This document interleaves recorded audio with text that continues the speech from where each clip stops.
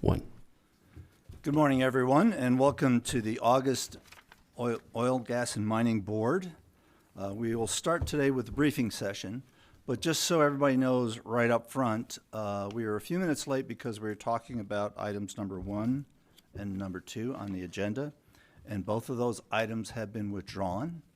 So after reading those items into the record, we will go ahead and start with item number 3 on the docket, which is the Barrick Mining Corporation's docket, just so everybody knows that up front. So with that, let's go ahead with the briefing session. Mr. Thomas, thank you. Good morning, Chairman, members of the board. My name is Mick Thomas. I'm the Director for the Division of Oil and Gas and Mining for the state of Utah. We've got a few things to talk about this morning in no particular order. I just want to remind the board and everybody involved that our September meeting will be on site in Vernal at the Uintah Energy Summit. Arrangements, logistics have been made by, frankly, Patty and members of our staff, and all seems to be green light. We will coordinate that moving forward. But then just a reminder, it's going to be September 23rd in Vernal. Second item, any questions? Okay, good, thank you. Second item, Critical Mineral Council update. As you may know, the Division of Oil, Gas, and Mining and myself as a representative is the co-chair for the Critical Mineral Council. We met yesterday to discuss a number of things. One of the big things, the first meeting we had, I guess a month or two ago, about a month ago, was to survey critical mineral operators to see what they may need out of the council and specifically the mine center. Deputy Director Dana Dean coordinated and executed a lot of those surveys. I did a little bit of follow-up as well. And the results were varied. We found that the specific needs for each operator had a lot to do with whatever their current business operations were and where they were logistically. For example, White Mesa down south and the Mariana copper mine needed extensive rail investment so that they could move their ore back and forth. So they really want rail, specifically 130-mile spur to Farmington, New Mexico. Well, that's a robust and needed request that is well beyond the division and probably the state. But we appreciate them sharing that. We're working with our federal partners moving forward.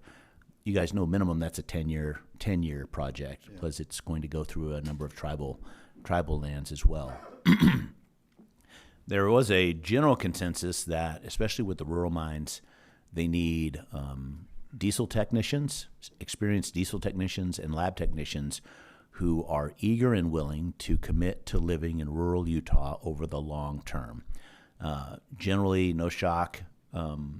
Oil and gas operators face this as well, but it's especially critical with our mining operators is finding people to work at the mines. Also the needed infrastructure, schools, roads, transportation. It's not unique to Utah. Any rural development resource in the United States struggles with that. On the flip side, these jobs pay very well, and a $100,000 a year job in San Juan County is a very, very good job to have because the cost of living down there is still significantly lower than what we see here on the front. Some of the other requests were the support and the establishment of a critical mineral market. Generally, the Chicago, Commodity Exchange and a number of others, we know what gold is selling for at any given time. If you're trying to determine the market price or the spot price for something like germanium, it's much harder. We have had a few people who've come to the division and the Governor's Office of Economic Development with some prospective plans on that. But setting up a new rare earth commodity market is significant, right? It's a global need, and I don't know that Utah would be able to help a lot there, but definitely we would definitely not get in the way of that. More importantly, or actually something else that we could probably do, the board and the stakeholders are aware of the need and the drive for permitting and regulatory update and modernization within the state of Utah. They asked for us to continue that endeavor to continue to work to develop a cooperative agreement with our federal partners so they can have a one permit approach. That is one of the main drivers and goals of the division this year. Tomorrow, actually this evening and tomorrow, I'm meeting with the Chief of Staff and some others for the Senate Natural Resource and Energy Committee in D.C. to discuss this permit reform and this unified cooperative agreement. Anything with the feds is complex, right? But it's moving, right? It's moving along. We're happy about that. And finally, there was a specific request for assistance in the development of a Department of Energy grant for rare earth elements, specifically heavy rare earth elements, in the coal seam, in the over and underburden above the coal seams in Utah. The University of Utah has provided and done some research and shared their findings that the top 2 or 3 feet and the bottom 2 or 3 feet below the coal seams in Utah are a marketable source of rare earth elements. I think the positive there is the infrastructure, the labor force, and the equipment needed to extract these REEs are already in place because they're already bringing coal out of the rock. I'm not going to put them ahead of some of the other REE projects that we have in the state, but it should provide a significant an advanced position for some of our coal operators to further monetize their operation. That's very preliminary, just came in last week, but maybe I hope to bring it up tomorrow with our discussion with the Natural Resource Committee. And that was generally our input, the OGM's input into the Critical Mineral Council meeting. We had lengthy conversations with the University of Utah president, Taylor Randall, to continue to collaborate on some of the research that they're doing. But it's a productive meeting, it's a productive council, and we are taking good steps, which is a good sign. Any questions on the Critical Mineral Council update? Yeah, on the permitting process, is there anything different about critical minerals permitting than just hard rock mining or coal mining? Okay. No. So we got one procedure that works for everybody. It boils down, and Chairman, members of the board, you're aware of this. We have small mine permits and large mine permits, and it's, if it's hard rock, a metal, then that falls underneath Dana Dean and her programs. Mm-hmm. Okay. Other questions? Go ahead. Well, I'd just like to add that I know you've been working with the BLM on one-stop shopping for permitting, and when it comes to various tribal BLM, it'd be great if if the division could be a one-stop shop for all of that. Not only in critical minerals, but in other hard rock. Thank you, Chairman, and Mr. Galecki. Again, for the record, I want to say we're not seeking any sort of primacy over anything on federal land. We're simply offering Dogum Resources to vet applications as they come in, so that when we do give them to our federal partners, they are complete and accurate. That, I've been told, could reduce federal permitting time from 5 to 10 years down to a couple, which could bring the United States into at least a competitive posturing for all other nations. Well, I know Associate Director Dean worked in as far as the initial response, for permitting, especially in coal, which makes a big difference whether it passes that first hurdle. And so that type of thing would be great. Thank you. Quick question on NEPA. How are you getting around all the NEPA requirements for the permitting process? That's a great question. I appreciate that. The NEPA process is not part of the state process, right? And I think that is not included in our cooperative agreement with the feds currently. The DNR as a whole, beyond Dogum, DNR as a whole has staff who could assist there. But that conversation is happening, but we don't have anything ready yet. I think ultimately, if it could be anything, we just give good, solid information to them and they can make the decision. Our federal partners have said repeatedly they are significantly understaffed, especially for botanists and biologists and the other people who do those NEPA studies. Factor in the political variations of the current administration versus the potential next administration. And again, I'm not forecasting anything, but there's a significant unknown there. Yeah, I know that there's been significant discussions under this current administration to try and figure out how to streamline NEPA or bring it back to its original intent so that it doesn't become a process where you're managing public lands for lawsuits, for example. So it's really a procedural rule rather than something that it's grown into. So thank you. Actually, that's a bit of information there. We spoke with one of the senior Utah federal senators about this, and the Senate, at least on both sides of the aisle, understand the need for modernization. We learned that the NEPA model has been used by a number of our national, partners throughout Europe. The one significant difference of the U.S. versus, I think, any other nation that's using that model is they have a limit on how long a litigation can go on or how long a permit can be deliberated over NEPA, something like 180 days to 3 years. And that is obviously a game changer. And it's a unique situation in the United States that litigation can go on into perpetuity. Okay. Thank you. Anything else? Okay, go ahead.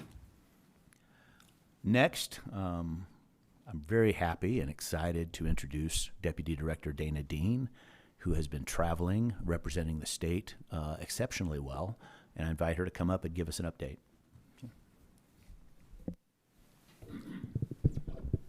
Good morning, Chair, board members. Good morning.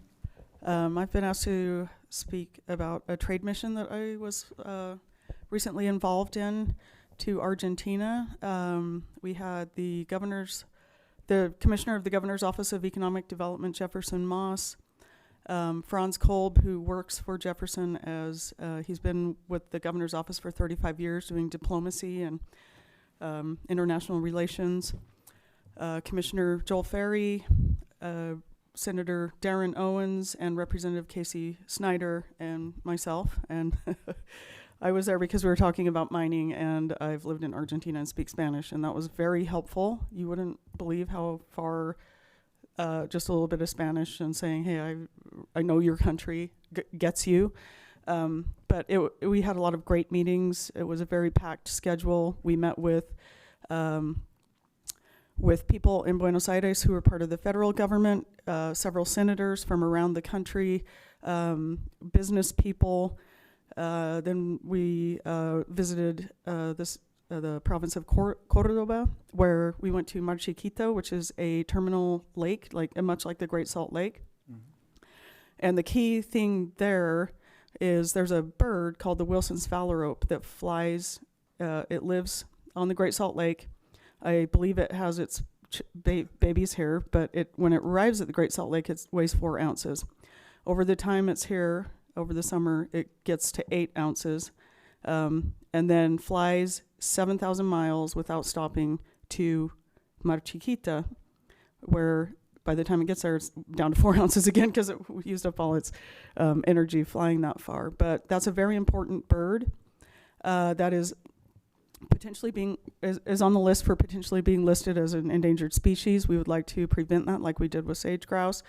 And we're working on an accord between the province of Córdoba and the state of Utah that we think will help with that. Joel Ferry is heading that up, and he was very interested in that issue, and that was one of the reasons we went to that place. We then went to Jujuy, where they do a lot of brine mining, similar to the Great Salt Lake, but also with wells. And we talked to people there about terminal lakes and brine mining and technology. It was a very successful visit. We also spoke with people from industry. We had 2 receptions where total, I think we had over 400 people coming and just wanting to get to know us and begging us to come back and do more and have more meetings. So during the trip, though, we signed 2 MOUs. I didn't sign anything. The governor's office and DNR signed 2 MOUs, one with the province of Catamarca and one with the province of Jujuy. They're working on one with a newly created nuclear regulatory commission. They've had nuclear energy in Argentina for years. And so traditional nuclear, they have all of the skills, all of the knowledge. They have the biggest Spanish-speaking knowledge base on nuclear energy. But in the last year, they created a new commission that will oversee nuclear energy from cradle to grave, much like our nuclear campus that we're working on with the Department of Energy. So they are very interested in signing an MOU with us. That's being worked on right now.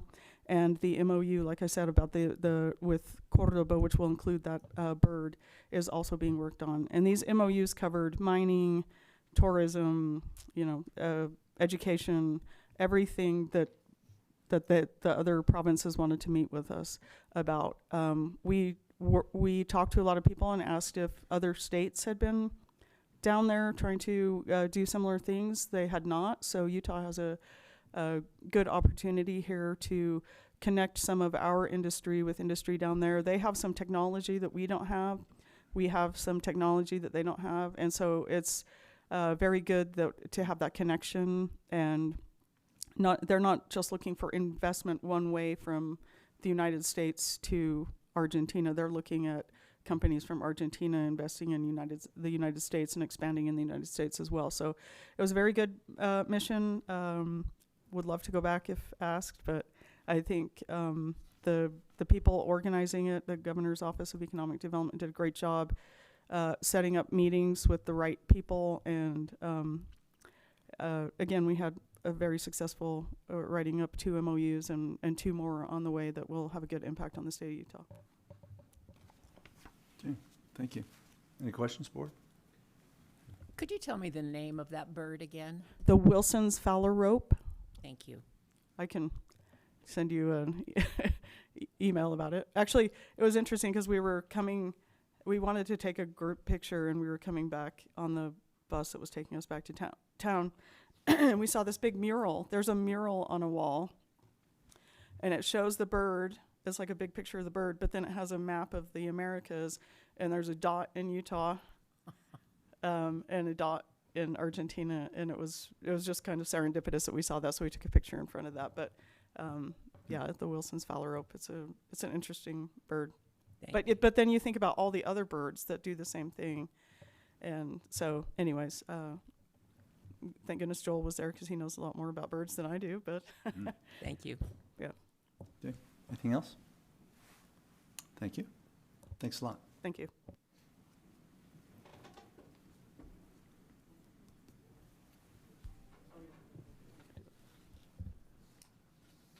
Thank you, Dana. I was really hoping you'd do the whole thing in Spanish, but we appreciate your English, so that's very helpful. You're also the next item on the agenda. Okay, is this the minerals fees? We need to have a public announcement that we want to raise our fees for the minerals program, and this is the method that we're doing it. The fees for minerals permits have not changed in at least the last 20 years. They're fairly low. Right now it's $150 for a small mine permit or an exploration permit, $500 for a large mine permit up to 50 acres, and $1,000 if you're over 50 acres. So Kennecott's paying $1,000 a year for our permit fee. So we thought we'd modernize that a little bit, but the main reason that we're asking for a change in fees, what kind of spurred us to ask at this point, is we are adding brine wells. The brine statute passed the legislature last year. The brine rules will be coming before you for formal rulemaking soon. We're in the informal rulemaking stage right now, getting comments from all parties. But we need a new fee for a brine well. And so we will be adding that type of permit. and then increasing the fees. Sorry, I didn't know that I was on here. I think we doubled all of the current fees, and then we're asking for $1,000 for a brine well.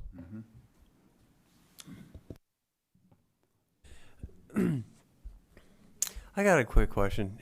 Do you Yeah. have any idea when's the last time they were increased? It was, I think, in 2003 when the division got enforcement power over small mines, because before that we had small mine permits, but there was no, you couldn't write a violation to them. So I think around 2003. Yeah. Okay, so this is a initial public notice. Are we going to file a request for agency action or something like that later in the year to approve these fees, or just? No, we're not required to have a request for agency action. We have to have a public notice. This is the public notice. If someone wants to comment, they can. This will also need to go through the legislative process. That's where they'll get approved. We'll give our new budget to the governor's office probably this month. And then if the governor approves the new fees, then the legislature will have to approve the new fees. So there will be several more public opportunities for people to comment, but we had to start with a public declaration of our intent. Okay, so this is months away from Yes, being negotiated. Yes, the end of March would be when they could be approved, and then things usually, I would assume that they wouldn't take effect until July 1st of next year. Okay. Okay. Board members, any questions on this matter? Okay, thank you. Thank you. Thank you, Dana. As all of you are well aware, we have 2 exceptional deputy directors in the division. And Dana just shared why she is very talented and urgently needed here. We appreciate her representing the state internationally. I know she has gone to Canada and did an exceptional job there, and the feedback I'm getting about her participation in Argentina has been consistently stellar. So we definitely appreciate her commitment there. While Dana was gone, Director Thomas was able to lead a legislative tour, which probably gave her some heartburn, but we all did fine, and everybody made it back with all their fingers. We visited we took a delegation of state management, different divisions, the Governor's Office of Economic Opportunity, Economic Development, and the Office of Energy Development, and a number of others. Staffers, plus 2 legislators, Senator Winterton and Representative Stevenson went down with us as well. We visited the White Mesa mine and the Velvet Wood mine. And generally, this is where we got some of the best feedback on the needs that I shared with you earlier. It's interesting, both of those mines and pretty much all of the active mining operations in southeast Utah have a solid business plan and a profitable goal. They simply need infrastructure. Right now, the White Mesa mine specifically is operating about 50 to 60% of its capacity, and they're going to add a second. They're probably going to double their capacity to handle some additional REEs, rare earth elements, but their infrastructure to move the ore in is tight. A 1% concentration for a uranium ore is high grade, is very marketable grade. And you all know it costs a lot more to bring in ore. It's harder to pencil that out versus taking a refined product and then moving it elsewhere. So they really need that infrastructure investment, and the state will do all it can to help there. But the tour went very well, and we had a lot of good feedback. And as much as anything, these tours are about education and building relationships so we can move the ball faster. Any questions about that? Board, any questions?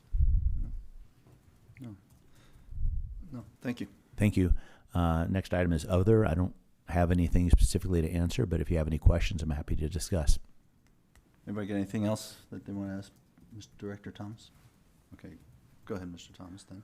Thank you. Finally, a reminder again, next month's agenda and division calendar is going to be September 23rd in Vernal. I think a number of you are going. We have accommodations for our legal counsel as well as board members and a few staff, and so we'll see you then. And that's all I have. So as of right now, there are some hearing examiner issues on the docket. And That's right. there are 2 or 3 other items too. So it will be, not just a short hearing, it'll be a regular hearing. And I think board counsel knows this. Counsel has to be in person for these meetings. Witnesses and other people do not. So we may have a couple of witnesses who join remotely, but Matt Morgan has it well in hand, so it should be effortless. Okay. Thank you, Director Thomas. Okay. So that completes the briefing session. We now have an opportunity for public comment. So are there any members of the public that want to make any comments at this time? We'd like to welcome you to come forward. Matt, is there any public comment parties online? There are no public comment parties online. Okay, so we will just go ahead and proceed then with the formal session. Thank you, Director Thomas, for your time. Okay, and as I said earlier, the first 2 items have been withdrawn. Okay, so docket, and we will be beginning with agenda item number 3, which is the Barrick Mining Corporation's docket. So if you guys want to start shuffling up, you're welcome to do that. So on item number 1, in the matter of the request for agency action of Arch Uintah LP for an order requiring an accounting and payment of proceeds from Coda Resources, including Coda Uintah LLC and affiliated operating entities. I've received a written or an email from Robert Anderson of Arch Energy Partners requesting or recognizing that with the help of the division staff, Brittany in particular, they are able to resolve their issues with Coda, and they have removed or they have requested withdrawal of their petitions on docket number 2026-030, cause number 479-03, and docket number 2026-31, cause number 479-04. Now, I don't know if Mr. Anderson's here or if there's anybody from Coda here to confirm that, but we'll take that as, and it was just given to me by council, so we're good. All right, so item number 1 is withdrawn. And item number 2, I'll read it into the record. Docket number 2026-031, cause number 479-04, in the matter of the request for agency action of Uintah Minerals Holding, LLC, for an order requiring an accounting and payment of proceeds from Coda Resources, including Coda Uintah LLC and affiliated operating entities. Agenda item number 2, or docket number 2026-031 has been withdrawn. With that, we will move on to agenda number 3. Give me just a second.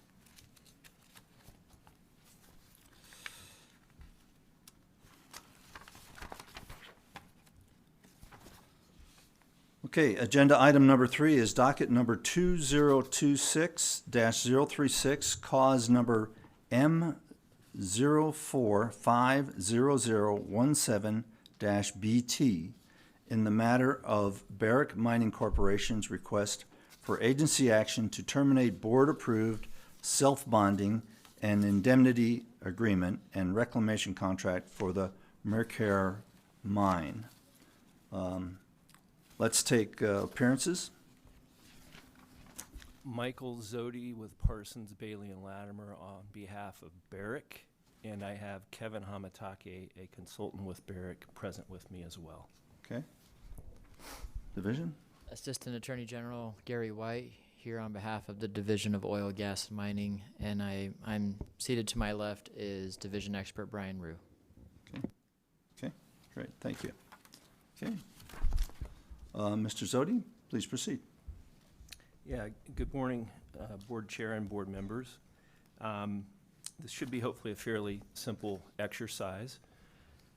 Barrick Mining Corporation, my client, used to own the Merker mine in the Ochre Mountains. It's been in reclamation for many years. That mine was sold, Barrick's interest in that mine was sold to Revival Gold, and the name of the mine now is Merker Mines LLC, and that's the interests in that are owned by Revival Gold. As part of that transaction, the notice of intent, the permit for the mine, has been transferred to the name of Merker Mines LLC, and Merker Mines LLC has entered into a new modern, if you will, reclamation contract with the division, supported by a third-party bond for reclamation of the mine. So Barrick is out of the picture. It's no longer owning it. The division has approved the reclamation contract, the new reclamation contract. It's reviewed and approved the bond. And Merker and Revival Gold are undertaking new exploration and trying to bring that mine back into operation.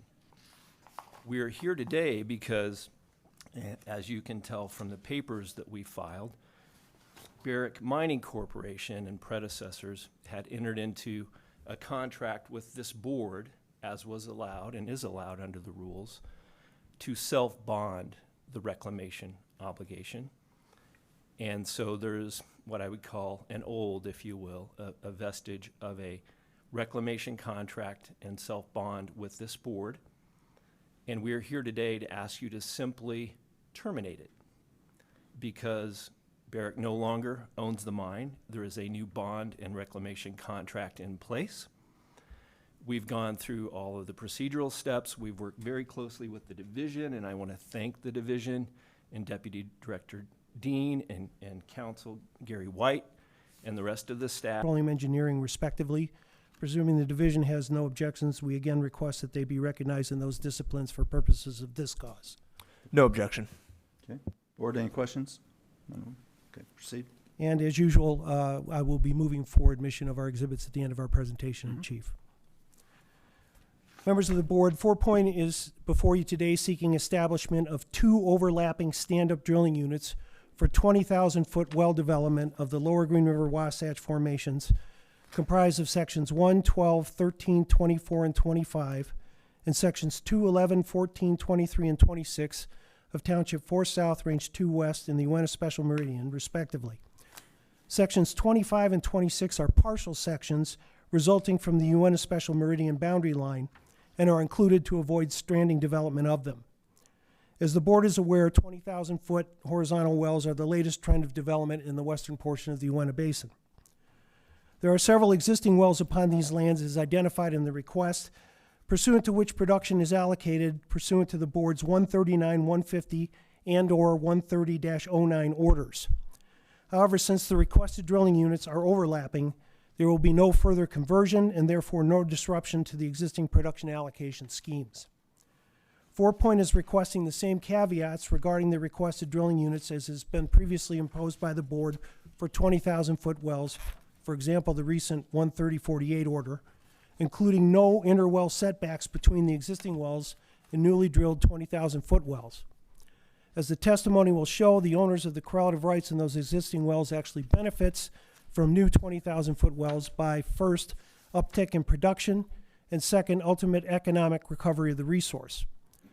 Furthermore, no interwell setbacks is the trend adopted by the board in the Uintah Basin, specifically as outlined in the 130-48 and most recently in the 130-52 orders. The board has already recognized the elimination of these interwell setbacks does not adversely affect or impact the adjacent existing wells. Additionally, 4 Point seeks establishment of overlapping drilling unit boundary well drilling units along the common boundaries of these 20,000-foot drilling units, and with sections 3, 10, 15, 22, and 27 of the same township, with similar caveats as the board has previously adopted and is outlined in more detail in the request. Sections 3, 10, 15, 22, and 27 have already been established as a 20-foot drilling unit pursuant to the 13048 order. True and correct copies of the 139, 150, 13009, and 13048 orders, as well as the board's 600-03 order, which modified the 139-150 order to reduce the heel-toe setbacks from 330 feet to 100 feet, were collectively submitted as Exhibit B in this cost. Since Indian mineral lands are involved, new communitization agreements are required, and the agencies, whether under federal guidelines or by practice, require a spacing order from the board for such communitization agreements to be approved. This is another reason why 4 Point is before you today. The board has jurisdiction over this matter pursuant to Utah Code Sections 40-6-5, subparagraph 3B, and 40-6-6. Notice was sent via regular mail to all production interest owners within the newly requested drilling units, including the Ute Tribe, Ute Distribution Corporation, Bureau of Indian Affairs, and the Bureau of Land Management due to the Indian ownership, and to the School and Institutional Trust Lands Administration due to state ownership. The mailings were sent to these parties at the last addresses disclosed by the relevant agency records and the Duchesne County Realty records. In addition, notice of the filing of the request in this hearing was also duly published in the Salt Lake Tribune on August 2nd and in the Uintah Basin Standard on August 5th. On August 10th, the division filed a response generally expressing no opposition to the granting of the request, presuming 4 Point meets its burden of proof at today's hearing, which we will do. No other objections or responses to the request were timely filed, and no other party has made an appearance here today. With that, I'll commence my examination of Mr. Cook. Mr. Cook, would you please state your name and business address for the record? Yes, Clint Cook, 4 Point Resources LLC, 100 St. Paul Street, Denver, Colorado, Suite 400. And what is your position with 4 Point, and how does it relate to this request? I'm a senior landman overseeing the DSUs at issue. All right, would you please, for the record, state the corporate and bonding status of 4 Point? Yes, 4 Point is Delaware Limited Liability Company with its principal place of business in Denver, Colorado. It is a successor by assignment to Vernal USA, Inc. 4 Point is duly qualified to conduct business in the state of Utah and is fully and appropriately bonded with all the relevant state of Utah agencies. All right, I'm going to show you what have been marked as Exhibits C through H for purposes of this hearing. They're shown on the PowerPoint. I believe you also have a hard copy in front of you. Do you recognize these exhibits? Yes. Were they prepared by you or 4 Point personnel with your review and input? They were. Turning your attention to Exhibit C, would you please explain what this shows? Yes, this is a regional locator plat showing the DSUs at issue are approximately 1.5 miles due south of the Mighton town site and US 40. All right, now turning your attention to Exhibit D, this is a 3-page exhibit. Starting with Exhibit D1, please explain what this shows. D1 reflects the existing DSUs under the current 139-150, the 130-09, and the 130-48 orders. Now turning to Exhibit D2. Yes, this shows the proposed DSUs, reflects the requested new overlapping 20K DSUs for the XL horizontal wells. And finally, D3. D3 reflects the requested new overlapping drilling unit boundary well DSUs. Now turning your attention to Exhibit E, please explain what this shows. Exhibit E is a mineral ownership type plat showing the Indian minerals in green, the Sitla minerals in blue, and Fee minerals in yellow. All right, what is your understanding with respect to the federal agencies when it comes to communitizing Indian lands? Yeah, when Indian minerals are involved, a spacing order facilitates and is required by the BLM and or BIA for approval of the conforming communitization agreement, whether by their guidelines or actual practice. Now turning your attention to Exhibit F, please explain what this shows and its significance to today's hearing. Yes, Exhibit F shows the working interest in each of the DSUs, displaying that 4 Point is the clear majority working interest owner in all the existing DSUs, and therefore all the requested new DSUs and drilling unit boundary well DSUs. The board already additionally found that 4 Point is majority working interest owner under the XL horizontal DSU established under the 130-48 order. And, okay, and then turning your attention now to Exhibit G, please explain what this shows.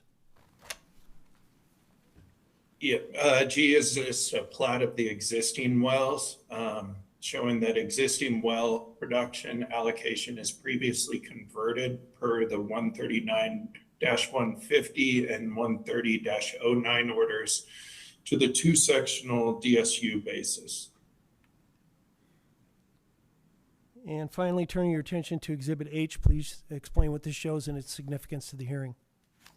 Yes, this is a table of the current production allocation showing that all existing wells will remain on their existing allocations provided under the 139-150 and 130-09 orders.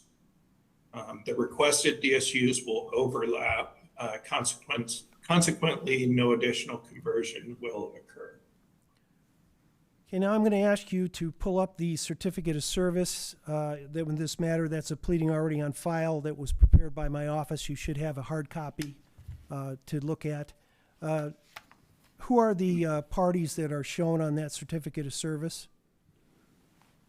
These are parties and addresses that were compiled by 4 Point's internal land records, including title opinions and search of the BIA, Sitla, and Duchesne County records prior to the filing of the RAA by Lone Wolf Energy, who is 4 Point's contracted land service company.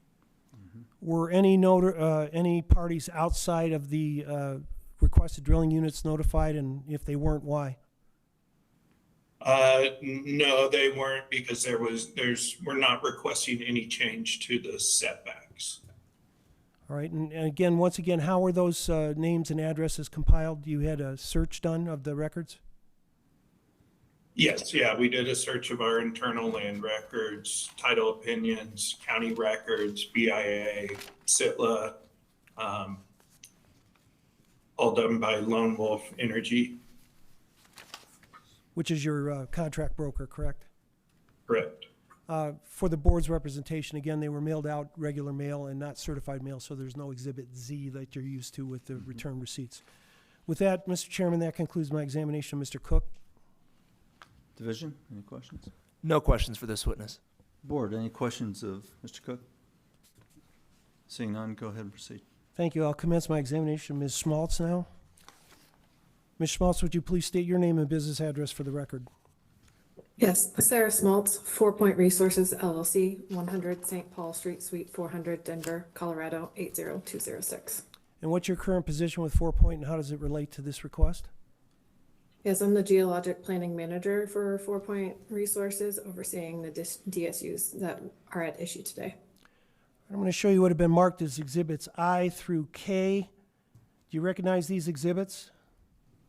Yes. Were they prepared by you or 4 Point personnel with your review and input? Yes, sir. Turning your attention to Exhibit I, would you please explain what this shows and its significance to today's hearing? Yes, on Exhibit I, the map highlights the location of the proposed DSUs in relation to the field type log, the Shell Brotherson 1-11B4, which has been used and recognized in numerous orders, including the 139-150, the 130-09, and the 130-48 orders. On the left-hand side, you can see that the stratigraphic interval, which is defined as the lower Green River to Wasatch transitional formations, is highlighted on the left side of the type log. Now turning your attention to Exhibit J, please explain what this shows. Yes, Exhibit J is displaying a type log within the area at issue today. This is the Allen Trust 7-24, It is highlighting the primary target intervals for the area and for the 20,000-foot wells that may be proposed in the subject DSUs. And finally, turning to Exhibit K, please explain what this shows.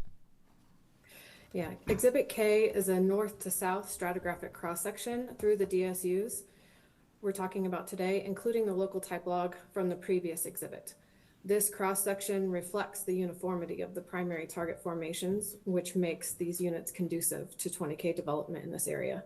This also highlights that the lower Green River to Wasatch transitional formations constitute one common source of supply in the area and is consistent with the board's designation of those formations as one pool throughout the Uintah Basin. So it is your, excuse me, is it your expert opinion then that the uniformity and thickness make the lower Green River Wasatch an attractive target for 20,000-foot well drilling? Yes, sir. Is it also your expert opinion that the lower Green River Wasatch constitute one common source of supply in this area? Yes. That concludes my examination, Ms. Schmaltz, Mr. Chairman. Division? No questions for this witness. Board, any questions?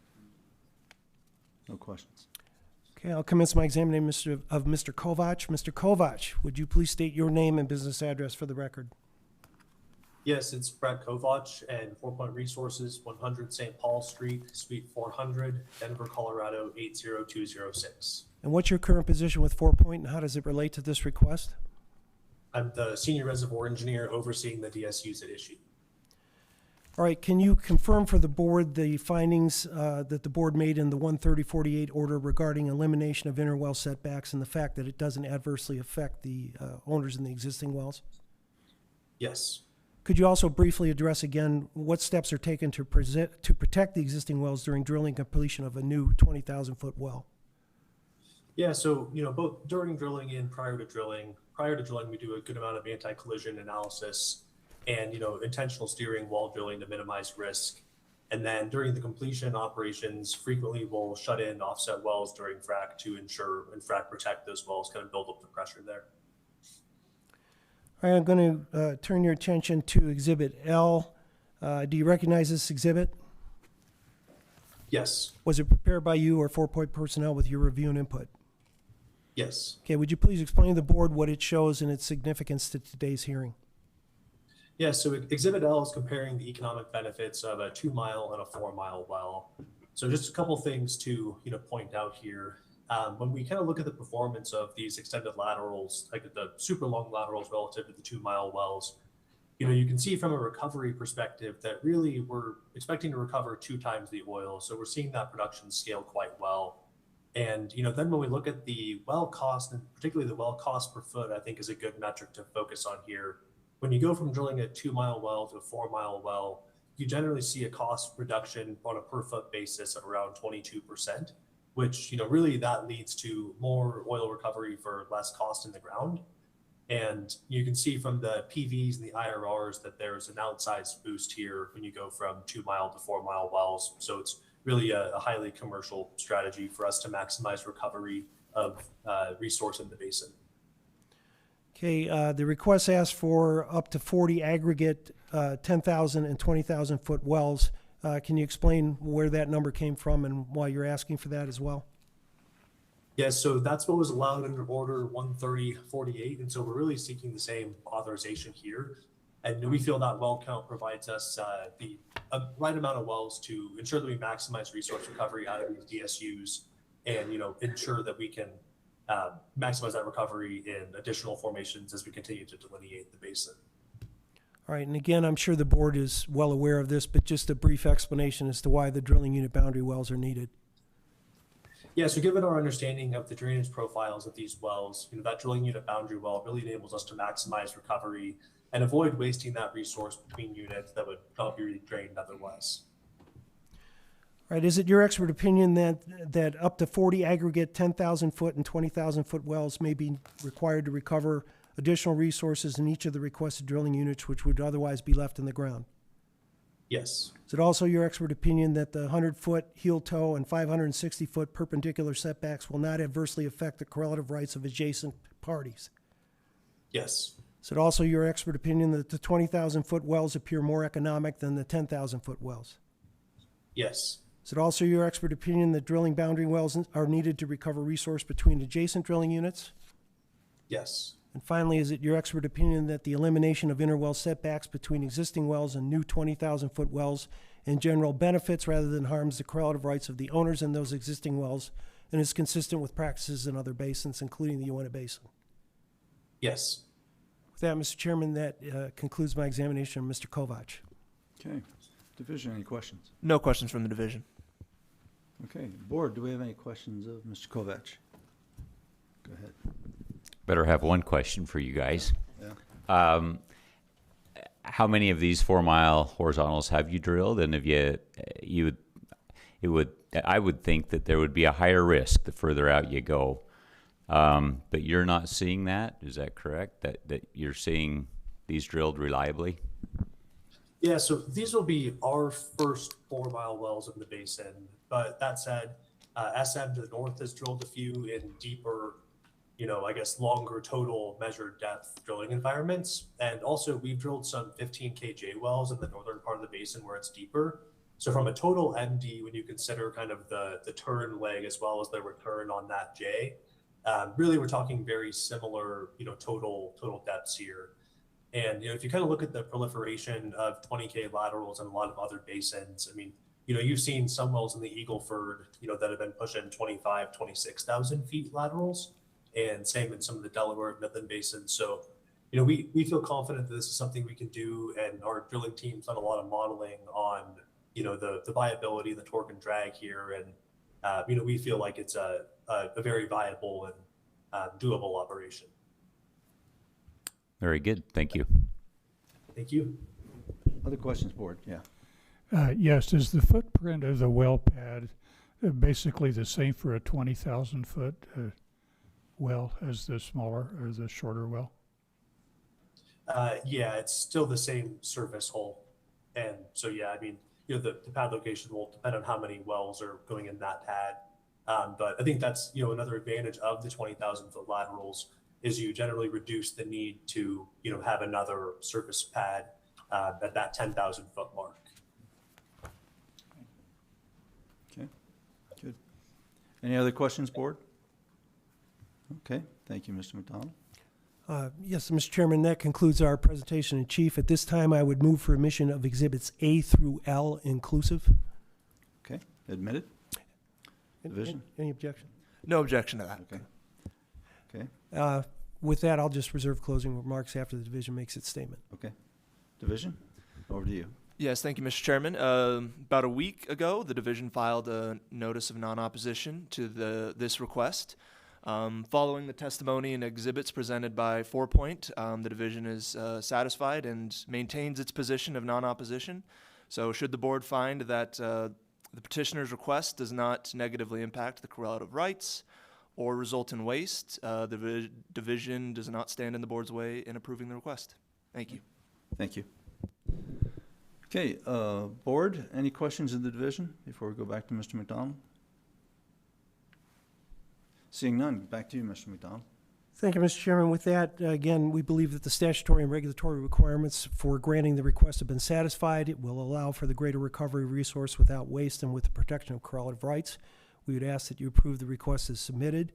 We also thank you for your time and attention and consideration, and especially the accommodation to allow the witnesses to appear virtually. And we thank the IT department also for their cooperation in allowing that. Thank you. Thank you. Okay, board, do we see a need to deliberate on this? I don't think there's any need to deliberate. I'll entertain a motion. I move that we approve the request for agency action as submitted today. Okay, any second? Motion's been made and seconded to approve the request for agency action. All those in favor say aye. Aye. Any opposed, say nay. Any abstain? Okay. Motion is unanimous, and Mr. McDonald, if you could please prepare the order. Certainly will, and I'll submit it to council and to the board's counsel as well. Okay, great, thank you. Thank you. Okay, so shall we just keep going on to number 5? Okay.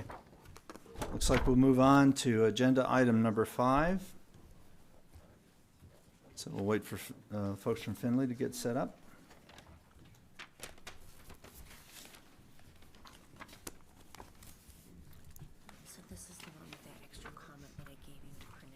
Yeah.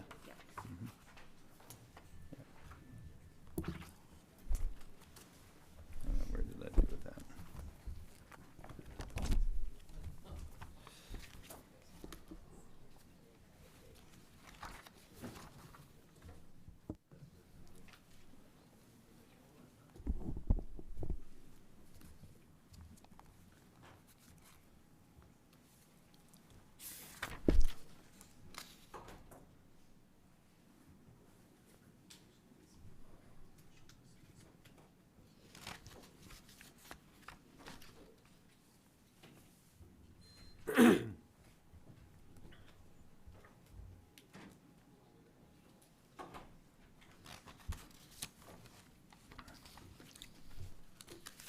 Okay, looks like we're probably ready to go here.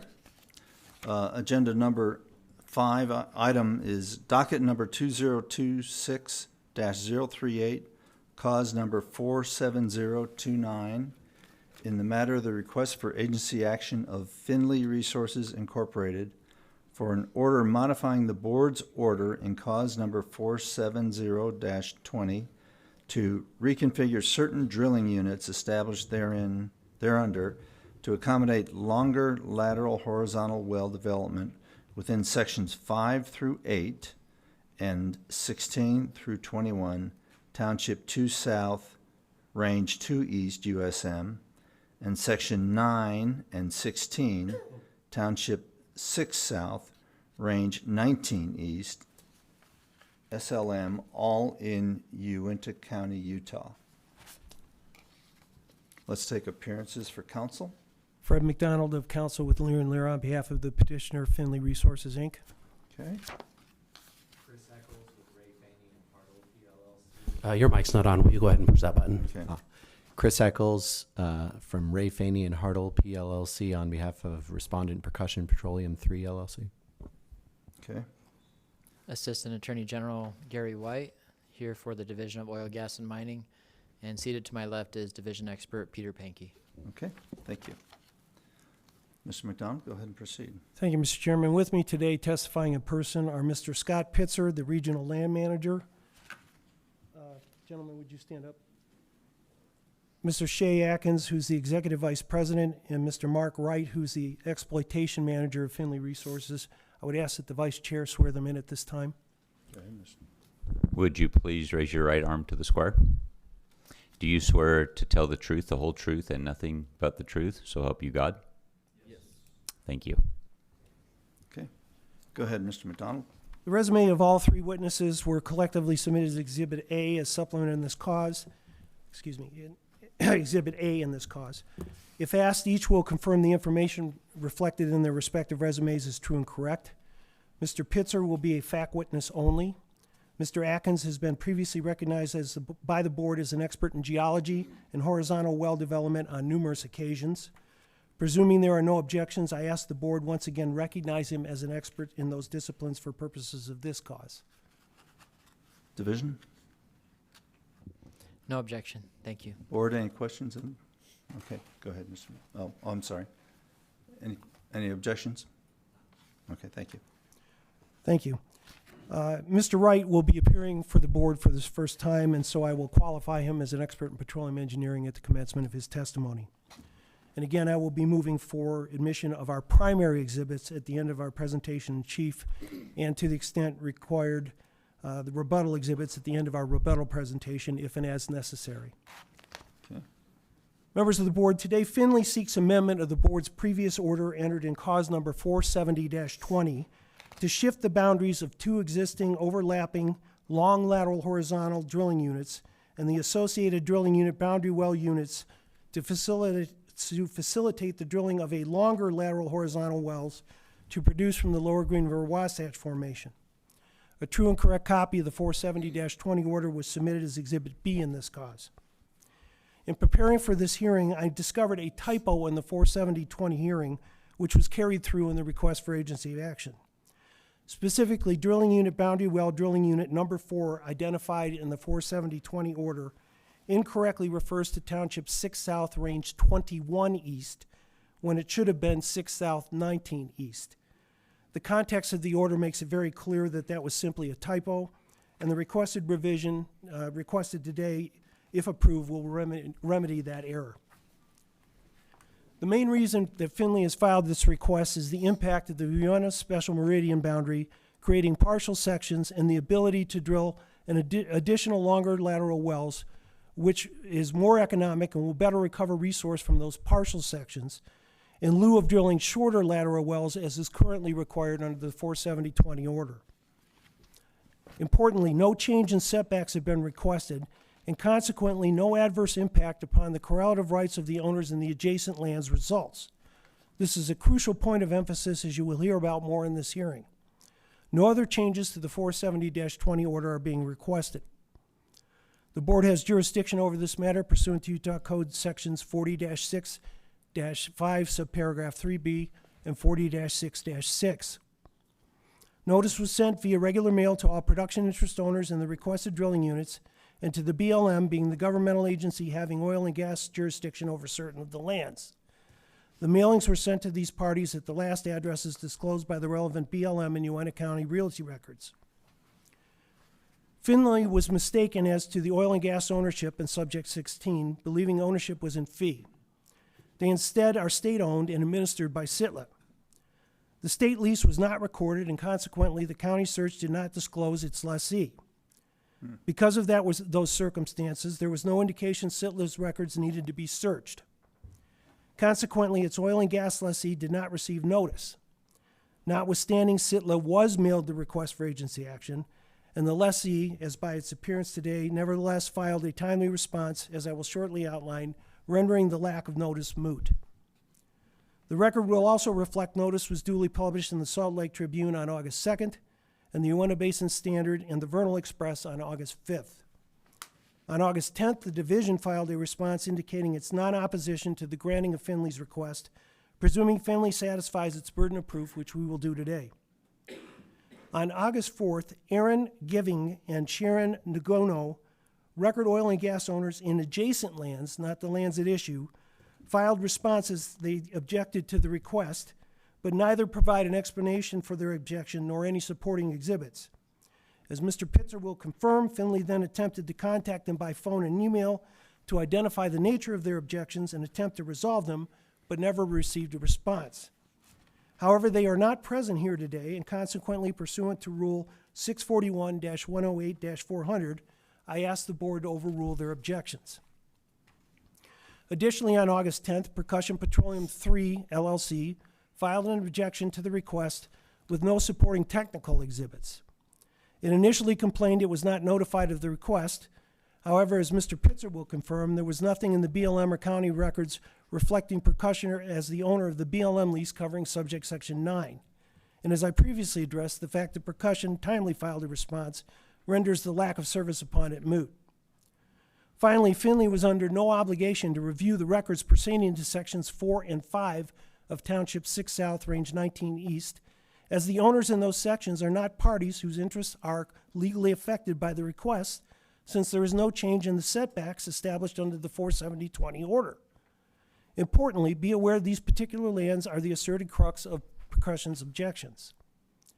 Specifically, Percussion claims Sections 4 and 5 should be included in one of the revised drilling units in order to promote greater resource recovery, prevent waste, and protect its correlative rights. It is important to emphasize it does not complain about its correlative rights, and the subject lands are being adversely affected. However, the board has already determined and ruled in the 470-20 order that the 330-foot setback from these lands adequately protects the correlative rights of owners in those adjacent lands, and Percussion has filed no technical exhibits to suggest otherwise. Furthermore, there is nothing to show why Percussion cannot independently develop the resources on its leases in those lands. It could drill vertical, short lateral, J or U wells, or form a drilling unit inclusive of those lands and the lands to the north for longer lateral horizontal development. Furthermore, Findlay is under no obligation to drill wells for the benefit of Percussion as to its Section 4 and 5 lands. In fact, to do so would first increase Percussion's share of production without taking any development action on its own, essentially riding Findlay's coattails.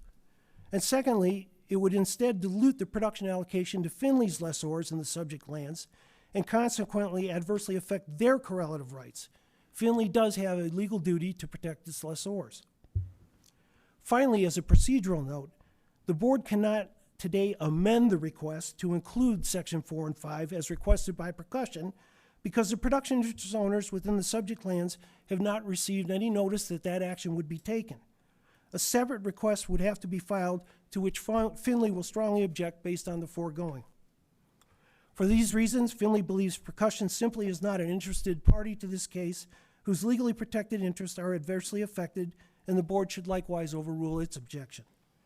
No other objections or responses are received, and no other party has made an appearance here today. With that, I'll commence my examination of Mr. Pitzer. Let me turn that on. Mr. Pitzer, please state your name and business address for the record. Scott Pitzer with Finley Resources and P.O. Box 2200, Fort Worth, Texas 76113.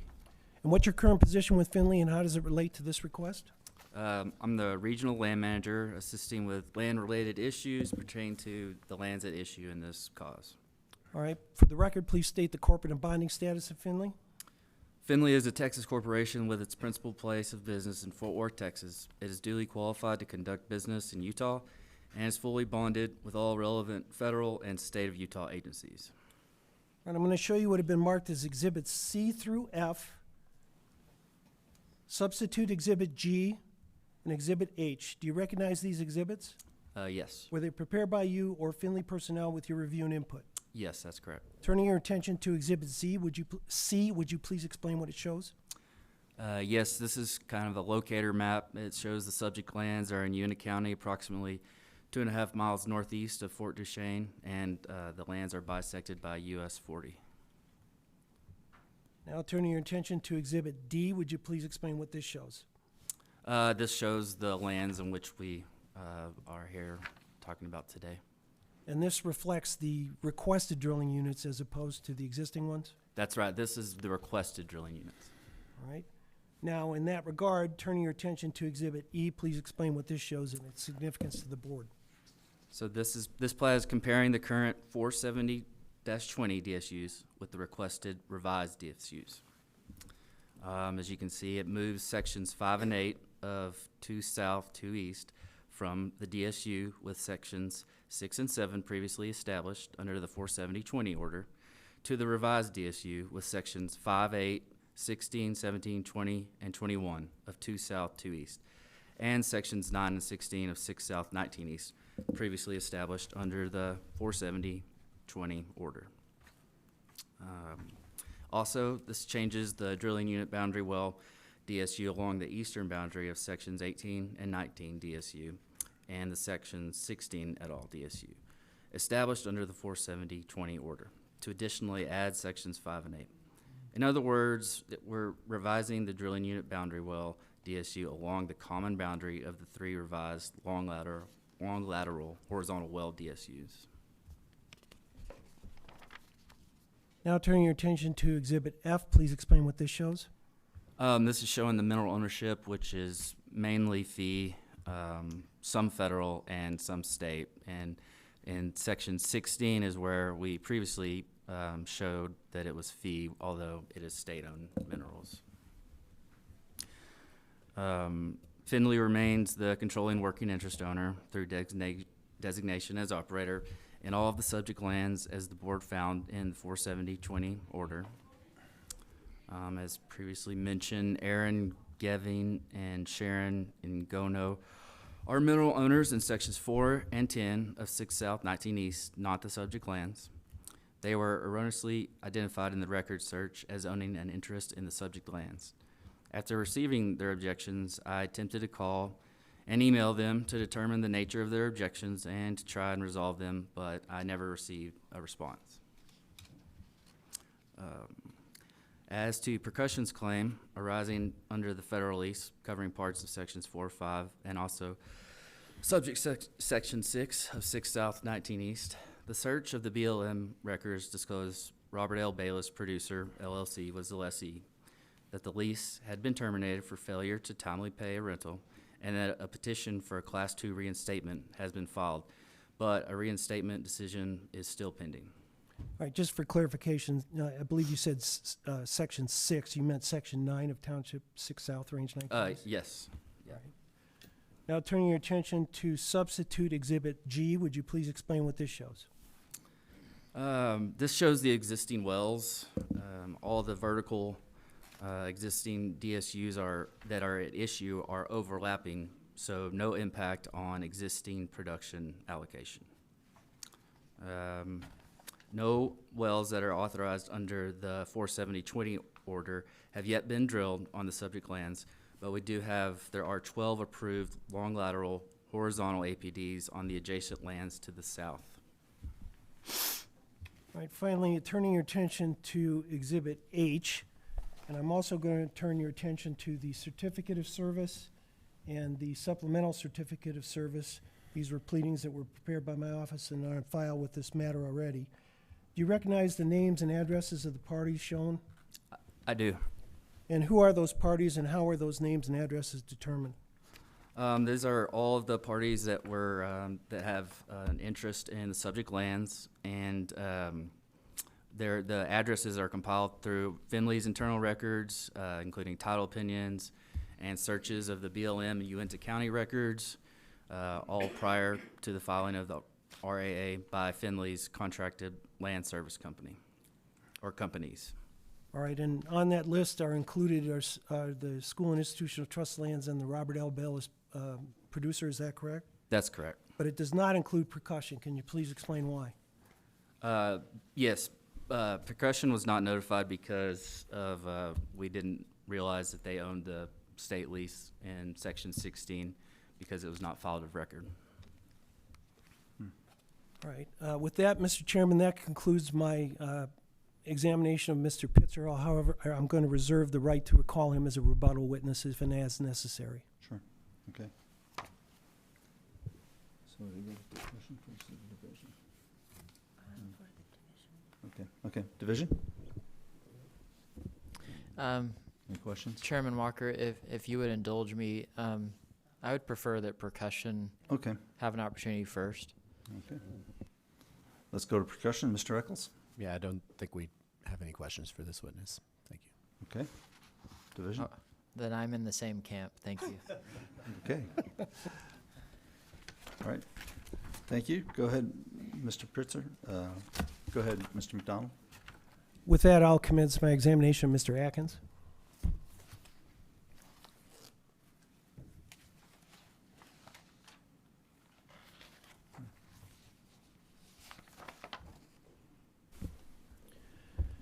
Mr. Atkins, would you please state your business address and name and address for the record? Sure. Thank you for having me. My name is Shay Atkins. Business address is P.O. Box 2200, Fort Worth, Texas 76113. And what's your current position with Finley, and how does it relate to these lands at issue today? Yeah, my current position is Executive Vice President, overseeing the geology and development of of the lands at issue. All right, turning your attention now to Exhibit I. Was this prepared by you or Finley personnel with your review and input? Yes, it was. Okay, would you please explain to the board what it shows and its significance to today's hearing? Yeah, Exhibit I is a north-south cross-section spanning from south to north across the application lands. The intent of the cross-section is to show the uniformity through the Lower Green River and Wasatch formations, extending across the application lands, but also on the far right side of the cross-section, also to the lands north of our proposed area today. All right, and based on this exhibit, is it your expert opinion that the continuity and uniformity justifies drilling a longer lateral horizontal well and would result in additional resource recovery of sections 5 and 8? Yes, it does. All right. Would you confirm for the board that you had the opportunity to review the geologic exhibits filed in cause number 470-20 and the geologic findings of fact of the board in the order? Yes. All right, and is it your testimony that you don't see any material changes to those exhibits or the testimony relating to that? Yes, that's correct. And that includes the geologic continuity and the ability to drill 2-mile or longer lateral horizontal wells? Yes, sir. All right. Can you explain, since it's also your obligation to talk about the development plan for Finley, kind of address why Finley desires to drill over in this area and what its plans are? Yeah, I mean, this area in general represents pushing of long lateral horizontals to the north and to the east of where existing production currently is. The request for the ability to drill longer than 2-mile laterals in this area increases our recovery of the lands that we operate. It also represents a 13 to 15, roughly 15-mile step out of those extra long laterals. And so Finley is prudently developing the acreage that we operate, trying to maximize the recovery of those lands while also pushing the technology and the drilling technology further to the north and to the east in the Uintah Basin. But at this point, you're only seeking 2-mile or a little bit longer to cover 5 and 8 as opposed to a 15,000 or a 20,000 or a 25,000 foot well in this area. That is correct. And that's due to the fact that this is the furthest east that you've seen those type of wells, and you're almost 15 miles away from the western development. Correct. Okay. With that, Mr. Chairman, that concludes my examination of Mr. Atkins. Okay. Mr. Eccles, any questions for this witness? No, Mr. Chair. Okay. Division, any questions for this witness? No, Chairman, thank you. Okay. Board, any questions for Mr. Atkins? Okay, seeing none, thank you, Mr. McDonald. Go ahead. Thank you, Mr. Chairman. With that, I'll commence my examination of Mr. Wright.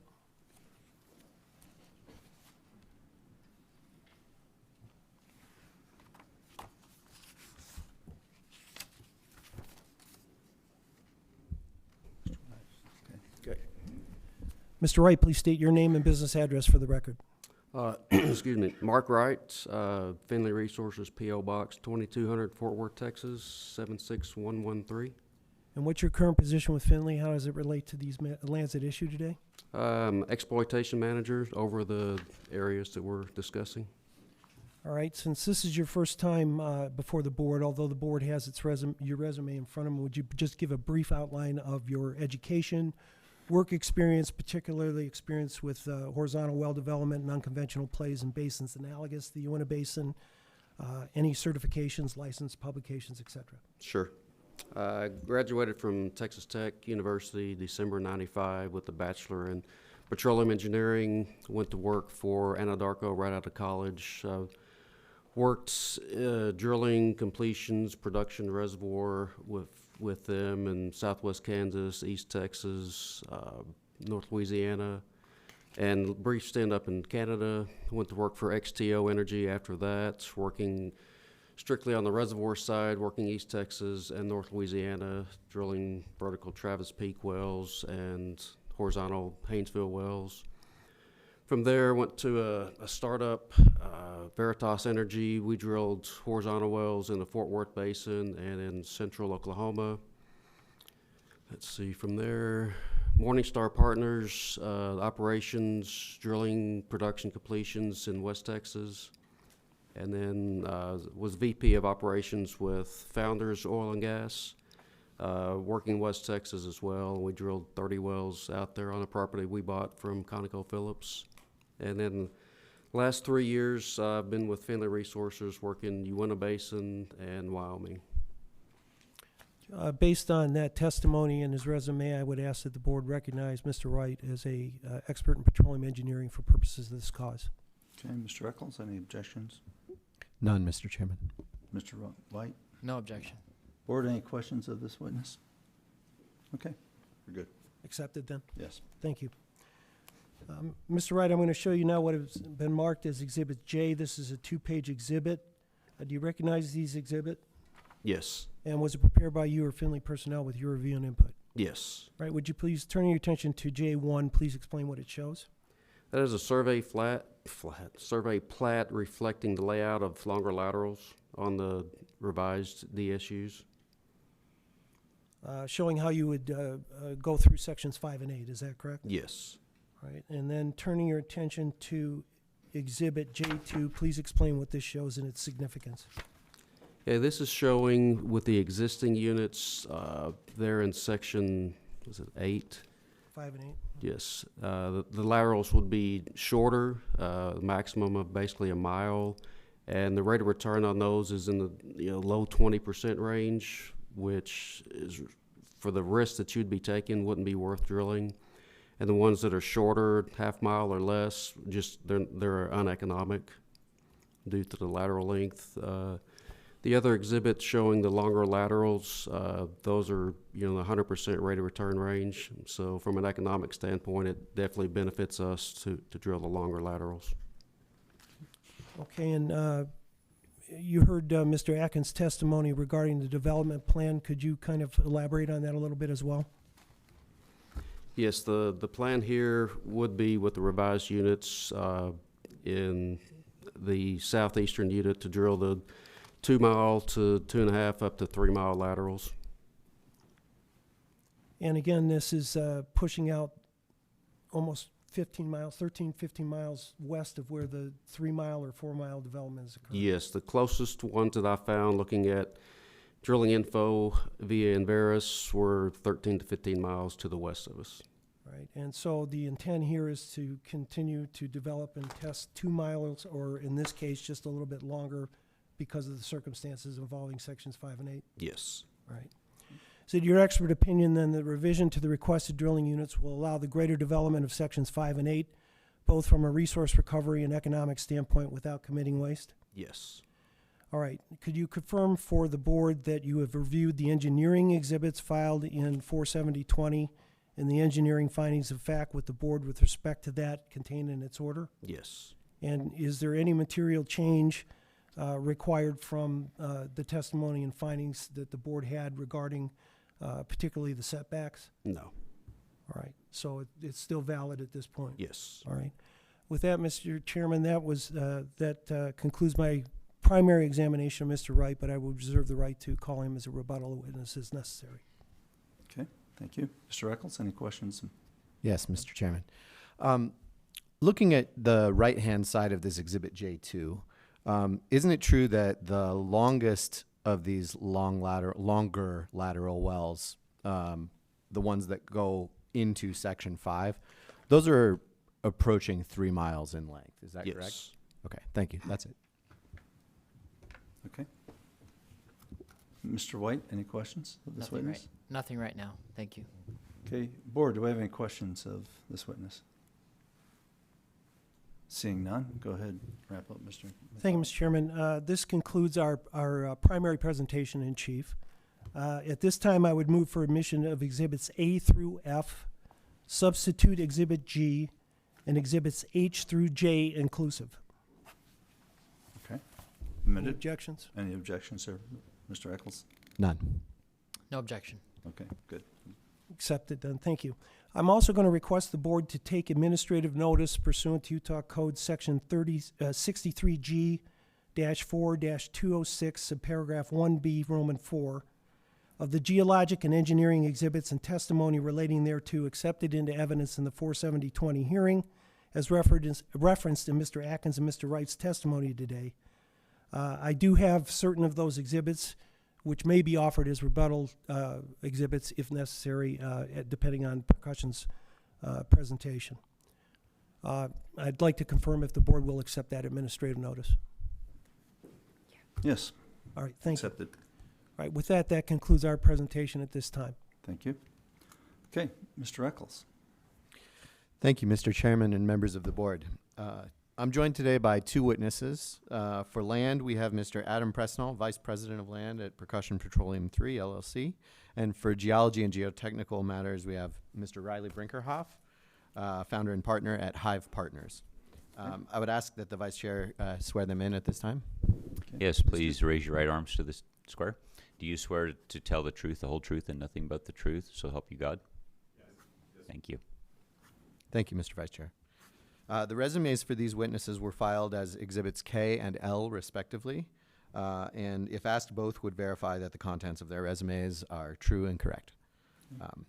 I'd like to thank the board for granting leave to belatedly file those exhibits, by the way, and I've provided hard copies if anyone has not yet had the opportunity to review them. For purposes of this hearing, I will not be seeking to qualify Mr. Presnall as an expert witness, but I will be seeking to qualify Mr. Brinkerhoff as an expert. So we'll begin with Mr. Presnall. please state your full name, your employer, and your position with that employer and business address for the record. Sure. My name's Adam Prestel. I'm the Vice President of Land for Percussion Petroleum 3, LLC, located in Houston, Texas, 1001 Fannin Street, Suite 1275. Thank you. And now, please allow me to draw your attention to Exhibit E Perk. Would you briefly explain the nature of Percussion's objection to the RAA using this exhibit to illustrate Percussion's objection? Sure. The exhibit is based on Petitioner's Exhibit E, which we saw previously. As with Exhibit E, on the left side of the exhibit, you see the current DSUs under the existing order. On the right of the exhibit, we show what the modified DSUs would look like if Sections 4 and 5 of 6 South 19 East are included in those easternmost unit in that modified DSU. We do hold leasehold rights in both of those sections, in 4 and 5.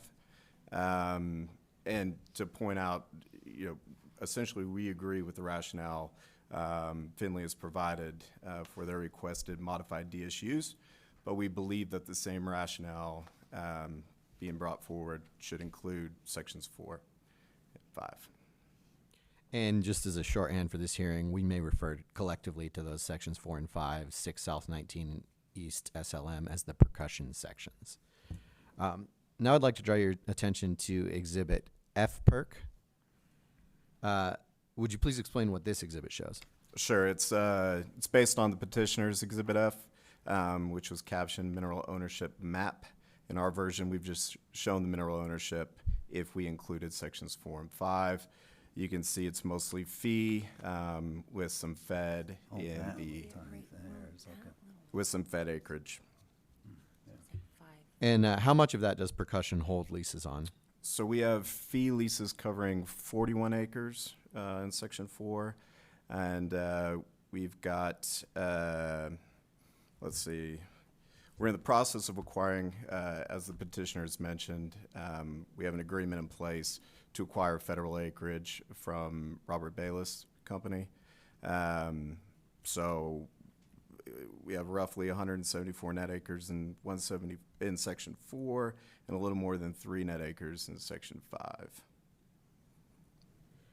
And you mentioned that you're in the process of acquiring the federal lease. Could you elaborate on that? Yeah, I mean, we have an agreement in place with the Bayless Company, and they're working things through with the BLM at the moment. Okay, and in the prior examination, Mr. McDonald noted that the federal lease is in the, there's an application to reinstate that lease. Is that correct? That is correct. Okay. I'd now like to draw your attention to Exhibit M.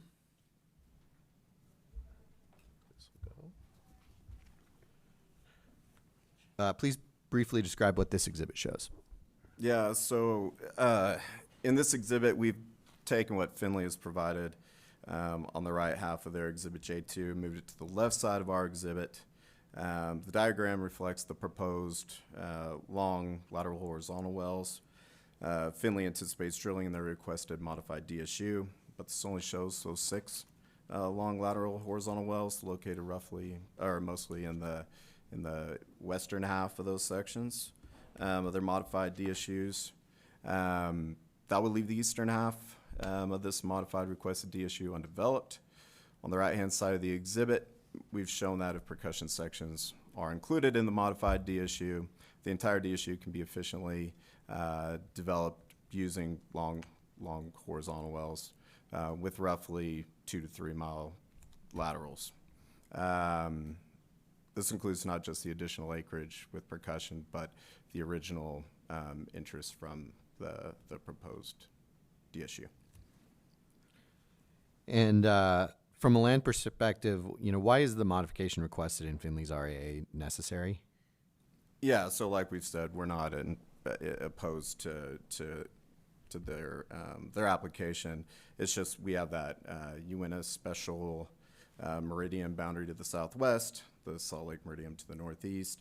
That boundary creates irregular sections, and sometimes, like in the case of Section 5, they're very small.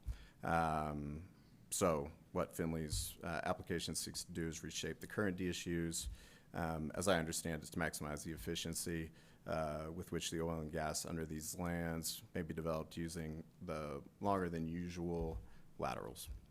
And what's the difference in acreage between Percussion's preferred version of this DSU and the version that Finley's requested? Yes, so on Finley's Exhibit E, they show 2,099 acres.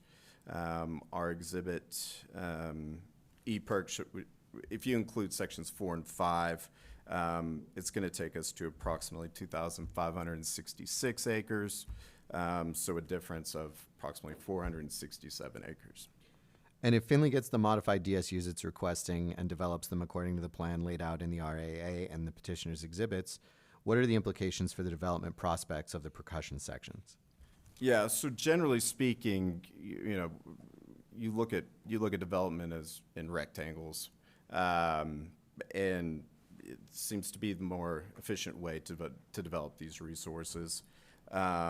If we look back at, you can look at this exhibit. If you look at the two sections to the north, they don't line up with section 4. I mean, there's a clean break there. Would make it a little more difficult to put those applications together and see how you're going to develop section 4 and 5 with 33 or 34.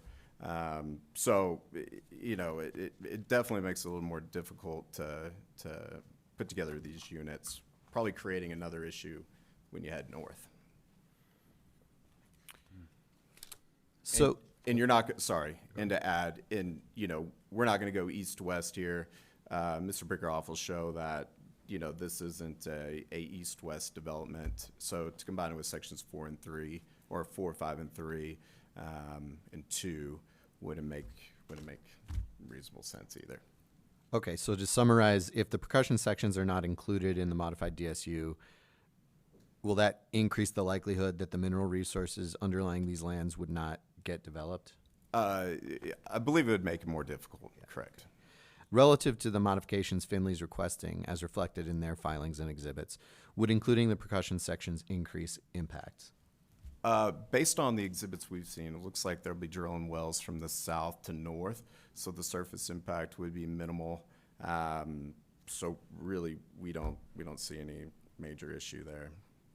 And were exhibits E-Perk, F-Perk, and M prepared by you or under your supervision, direction, and control? They were under my supervision, direction, and control, yes.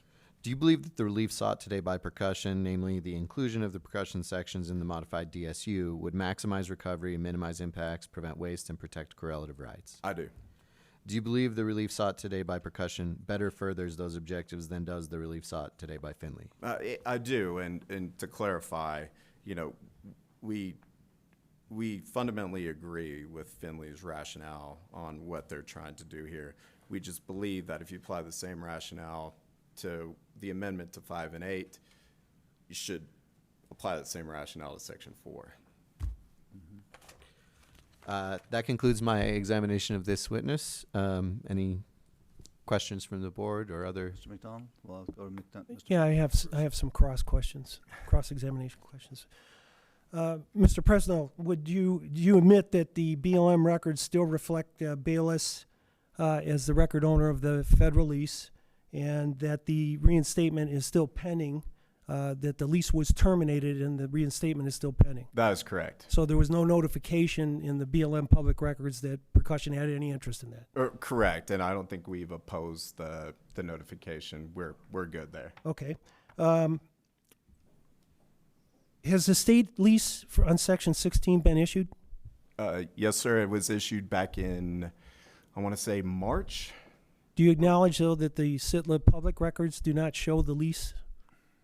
I guess I'm not as familiar with researching the SITLA records. I do know that when we were notified, it was published on their website that we were the winner along with all the other bidding parties. But the lease has been physically signed and issued? Yes, sir. Okay. All right, but it's not recorded? No, sir. All right, thank you. Is Percussion in a position to drill and operate wells? Sure, yeah. So it does operate wells and drills wells? We are in our third iteration. We've drilled several wells through Percussion 1 and Percussion 2 across the United States.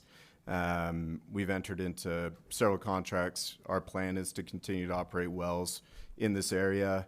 And again, we're not objecting to Finley drilling these wells. We're excited to see the development push west. But you're capable of drilling your own wells, correct? I mean, you have the Correct. technology and ability. We do, yes, sir. All right. Have you filed any APDs? We have not. For this area? We have not. All right. So there hasn't been any filed for sections 4 and 5, correct? We have no, not by us. All right. Do you know who owns the working interest in sections 33 and 34 of 5 South, 19 East? I don't have it on me. I know we've done title work out there, but I don't have it on me. Have you even approached them, the owners or the working interest owners, to possibly talk about drilling longer horizontal wells up into those sections? We've talked to several parties in this area. To recollect if we've talked with those particular owners, I'd have to go back and look at my records. Happy to get back and let. But there's no reason why you couldn't form a drilling unit with those parties if they were agreeable? Correct. Okay.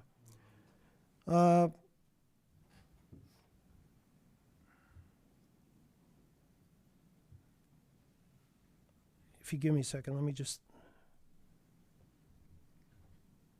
Have you heard of J and U wells?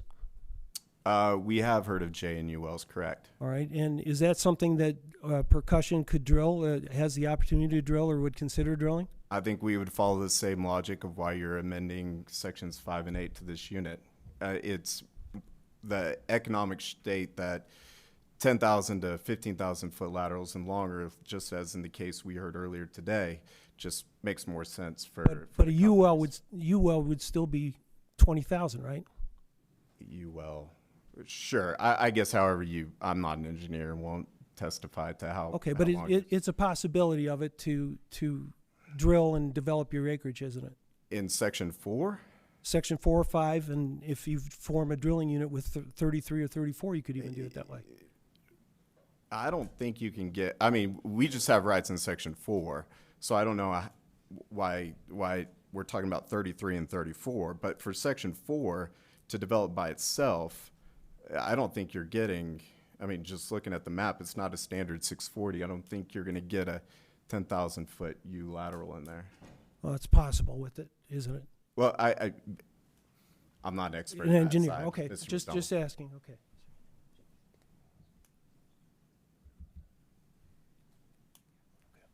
All right, with that concludes my cross. Okay. Mr. White, any questions of this witness? Give me just a second, Chairman. Thank you.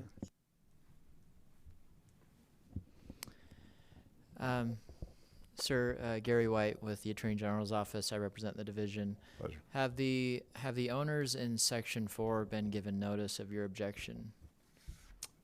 I do not believe so. No. Is it your position that they don't require notice for the modifications you're requesting today?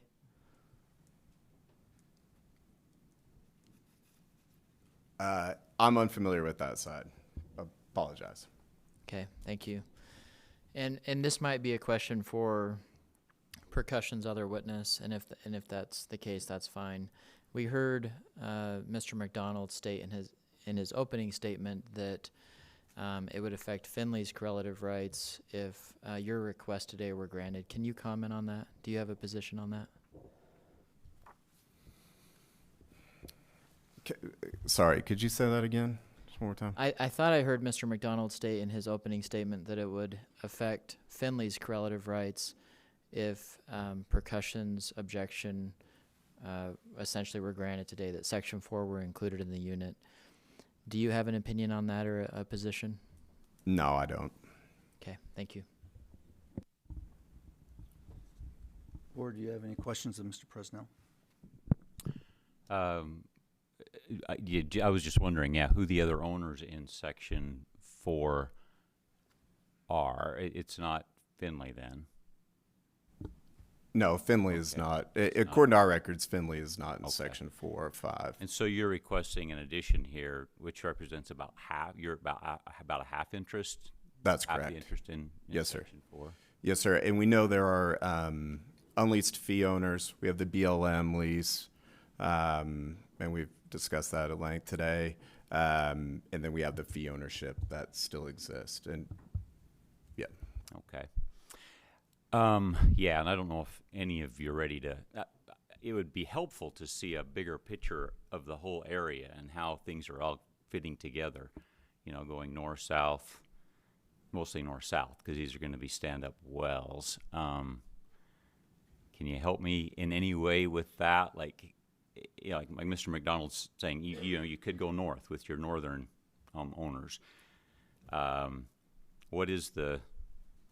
Yeah, it's just an awkward angle there. I don't know if you planned that.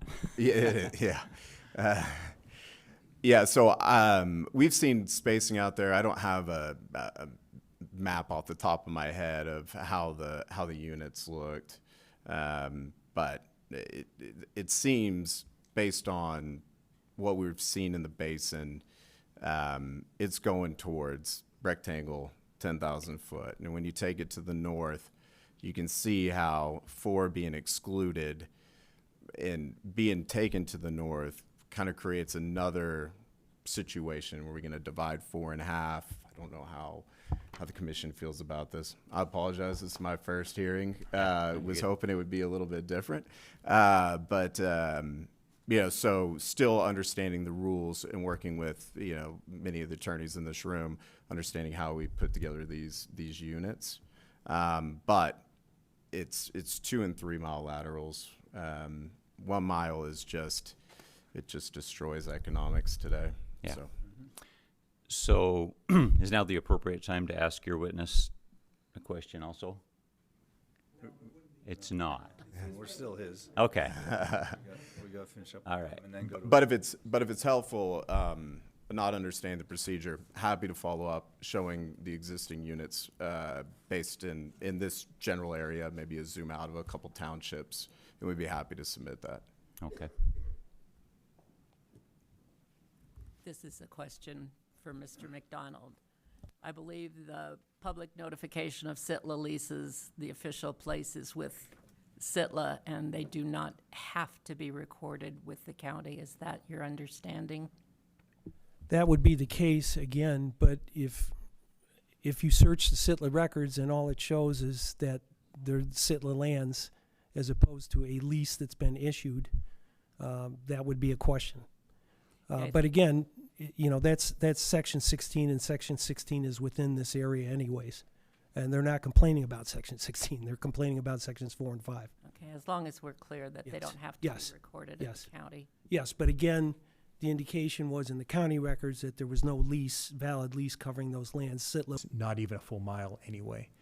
So you just get more efficient development of the area.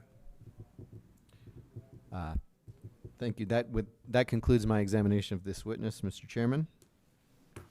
I'm sorry. I would move that we admit exhibits E perk, F perk, and M, along with the resumes K and L at this time. So admitted. Mr. McDonald? Thank you, Mr. Brinkerhoff. Just a couple questions on the stress. The stress orientation, isn't it simply to determine where you should where directional that you should drill? Correct. They'd be stacked. And it also relates somewhat to the drainage depending on the angle of the stress, correct? So that you can perpendicularly do that. Correct. Well, doesn't a short lateral horizontal well or a U well that's drilled in a north-south direction also provide that same perpendicular intersection that would maximize the recovery? So a short lateral north-south one still would have that same optimal orientation. It would just be less economically efficient because it'd be short. Well, if you drill to the north then and go up into section 33 or 34, wouldn't that then also be a little bit more economic then? It would. The issue would be the offset at the township boundary, leaving stranded acres. If you look at Exhibit M on the left, that's the existing spacing. And it's done there where partial sections are included, are they not? They are. Okay, so it is a possibility to be able to do that for 33, possibly portions of 34 even. Yeah, no one would claim that it's not impossible. We just say it's less efficient. How is it less efficient if everybody agrees to it? You would be able to block it up much easier with adding section 4 and 5 to the requested DSU than trying to come up with some difficult partial sections with 33, 34, which we haven't done in the Uintah Basin in general. Well, but it's done along the Uintah Special Meridian. I mean, it's in the 470 order. Yeah, we were forced to by the nature of the meridian. That's what I'm saying. So it is a possibility to create drilling units if you agree with those parties up there to drill in a north-south and in a longer lateral situation, perhaps a 10K. Yes, it's definitely possible. All right, thank you. That concludes my cross. Okay. Division, any questions? Chairman Walker, I've just been informed that the YouTube stream died. I don't know if that's... It should be back online. We had to reset, and it should be back online now. Okay. Okay. Just a few questions for you, Mr. Brinkerhoff. First of all, my very poorly worded question for the prior witness. Can you comment on correlative rights to Finley if Percussion's proposal is accepted? I don't have, not being a landman, being a simple geologist, correlative rights would be beyond my level of expertise. Okay, thank you. You said a UL would be less economically efficient. Can you explain why? Yeah, so ULs, just for everybody to be familiar, you're going to drilling down till you get to some boundary where you're getting within the required setback of the DSU. You're then going to directionally force that well to come around 180 degrees and drill back. They're being done, but they haven't been done in Utah, and they are relatively risky as compared to just a straight lateral where you're not trying to do that additional directional work. Remember that after you get that directional work done, assuming you are successful, it's going to take more time drilling, and you're going to have to get casing down through that, all of which adds dollars and risk to your wellbore. Mm-hmm. That's it. Thank you. Okay. Board, do we have any questions of Mr. Brinkerhoff? So if you were to do your own DSU and leave as requested here, so Finley, assuming Finley's request is approved, so you have a pretty sharp angle there, and your setbacks are going to be at an angle. What complication does that add to your drilling?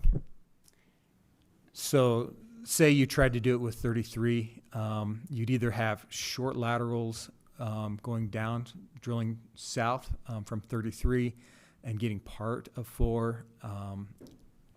Either way, you're having less ideal lateral length. By the time you got to the east side of 33 and down to, have 1 or 2 wells that would be full length. But with that angle, it would definitely leave either difficult, more expensive resource or stranded resource. Mm-hmm. More likely, you would not get the third of a section in 33. Just they're too short to drill. Thank you.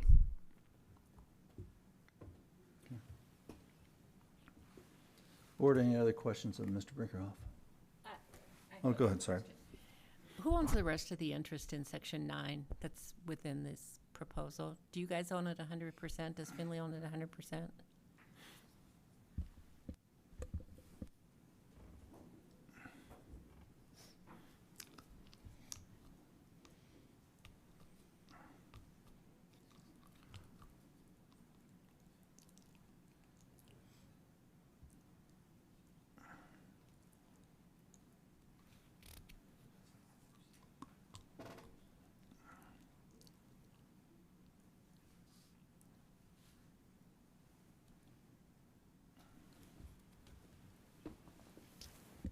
I don't know the answer to that question.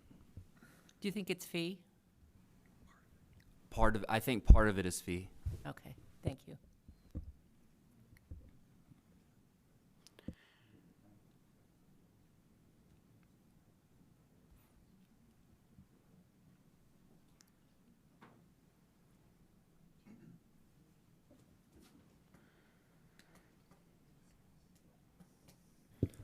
Okay, Mr. Eccles, anything else? No, Mr. Chairman, that concludes our case. Okay, thank you. We'd like to thank you and the board. Okay, thank you. Okay, let's go ahead and hear closing arguments from, Well, would like to call rebuttal witnesses. oh, sorry. Okay, thank you. No worries. Go ahead. I'm going to recall Mr. Pitzer first. The board should have received a packet of 6 rebuttal exhibits. I'm going to refer to just one of them right now. Did we? Rebuttal Exhibit 2. I'll remind, first of all, Mr. Pitzer, you're under oath. Turning your attention to Rebuttal Exhibit 2. If you give me a second here. Mr. Do we get Eccles, to have see you these received exhibits? I have not seen these. Mr. White, have you seen these? Here they come. I have not seen them either. I will represent that this is a true and correct copy of a letter of support that was submitted by Robert L. Bayless in the 47020 order, and it shows that the board stamps on it. I'm sorry, I handed them out this morning, and they should be delivered to you now. If there's any objection to it, let me know. But this is an existing record from the board's records in 47020. Yeah, why don't you we'll take one too, just so you can have it in front of you. Thank you. This is 2025. Mr. Pitzer, do you recall discussions in the 47020 order with Robert L. Bayless regarding the requested drilling units at that time? Yes. All right. Did Bayless express any concern over the correlative rights that they had in sections 4 or 5? No, they did not. And that's reflected in this letter, that it's a letter of support for the request that was made for those drilling units? That's right. All right. That concludes my rebuttal examination of Mr. Pitzer. And I would, well, no, and I'll finish up later with after I've done with the other rebuttal witnesses. I'll go ahead and ask him. Okay, so was there a rebuttal Exhibit 1? There was, but I'm not going to do it because Percussion has already acknowledged that Bayless is shown as the record title owner of the federal lease covering Okay. Section 5 and 9. All right. And it's my understanding that If they have any you guys cross have for both him on the received these. rebuttal. Just a second. Yeah. It's my understanding, Mr. Eccles and Mr. White, that you're seeing this for the first time here, Correct. as are we? Okay. That's correct. If I could just have a chance to read it. Yeah. Yeah. I also note this letter is dated almost a year ago. Is there, That was in the 47020 hearing, which was held a year ago. gotcha, thank you. So was there a letter in support for this application? No, but there was no filing made by Bayless at all.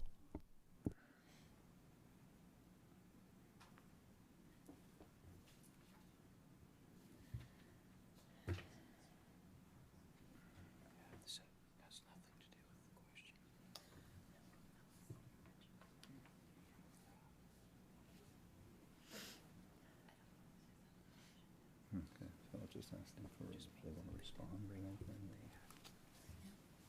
Okay.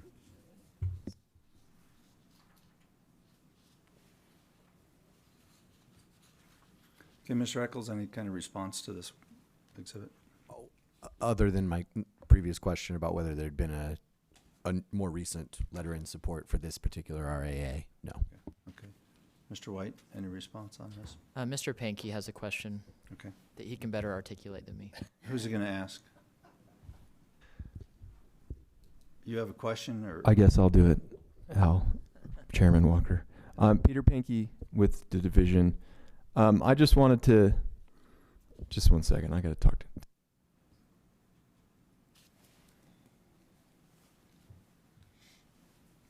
This is turning out to be kind of messy.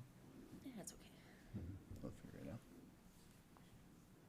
Maybe in the end it's still an accept the RA or reject the RA. Okay, sorry, Peter Pankey with the division. I just want to understand, so Finley owns, we've been talking about Finley a little bit in that they own certain leases that they're sharing with Percussion now, it sounds like. But those are in 4 and 5, is that correct? Or 4, section 4? Are you speaking about Finley or Bayless? Bayless, sorry. Yes. Bayless. So we have the agreement we have with Bayless covers sections 4, 5, 9, and I'm leaving off another section, I believe, in this. 16? 16 is the Stitla lease. We took that ourselves. But I know 4, 5, and 9. Yeah, but so this was before Bayless had any interaction with percussion.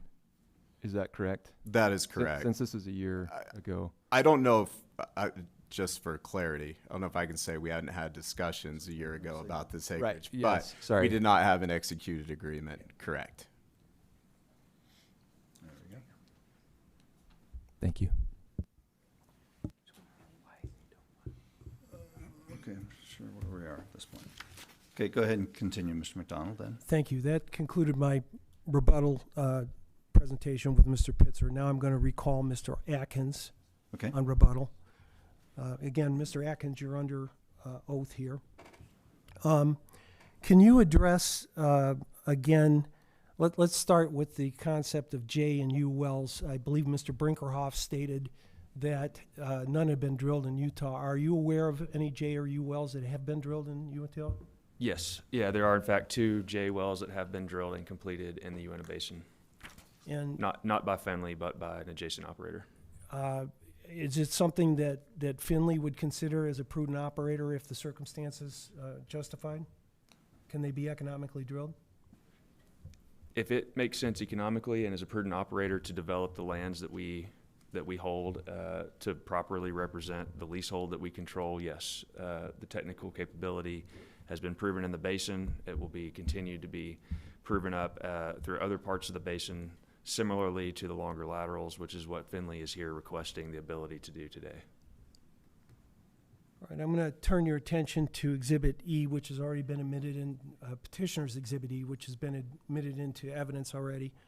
Can you address how, if Section 9 and 16, which they want to include as well, how would Sections 9 and 16 to be developed under your requested modified DSU? Sure. Yes. So previous, was it actually, can you go to a different slide? Which slide do you The one want? that has the arrows. Oh, yes. Okay. Instead referring to J2. There we go. Yeah, so Exhibit J2 is illustrative to show the reason for the request that Finley is bringing to you today to grant us the ability to drill these longer than 2-mile lateral wells. The intent, and so that's just an illustration to show why we're making our request. The intent for the eastern half of the DSU shown there on the map on the right is to drill those as approximately 10,000-foot laterals. So the remainder of the DSU will be developed as approximately 2-mile laterals as shown here. The arrows that are shown are purely illustrative to show why we're making the request. And again, that's consistent with your plan of development to test this eastern portion with 2-mile laterals initially. That's correct. And Finley's been putting significant effort into staking and identifying surface locations and filing permits. As Mr. Pitzer testified, we have 12 approved permits already in the immediate area adjacent to these lands with plans to be developing in this area. And so we're preparing to properly recover all the resource on the lands that we control. That concludes my rebuttal presentation with Mr. Atkins. Okay, Mr. Eccles. Yeah, Mr. Atkins, would a J well drilled in sections 5 and 8 be economic in your eyes? 5 and 8. I'm not testifying as a reservoir engineer. I'm saying that it is technically capable based on what other operators in the basin have done, and that it has already been done twice in the basin. Finley is focused on operating the lands that we currently controlled, and you already testified that we don't have interest in sections 4 and 5. So we're focused exclusively on the lands that we do have interest in. Yeah, my question was regarding 5 and 8 in the USM side. It's been proven twice in the basin.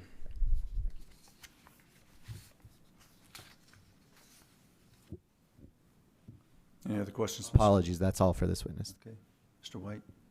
Yeah, just to follow up there, you said you know of these 2 J wells that have been drilled. Do you know whether they've been economic?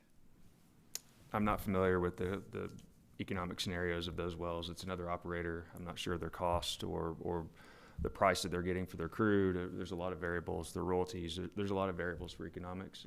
I'm only stating that the fact that they have been technically accomplished in the basin. Okay, thank you. Board, any questions? This witness, go ahead. Yeah, I just want to understand, just to say it bluntly, why not include 4? Is it timing? Is it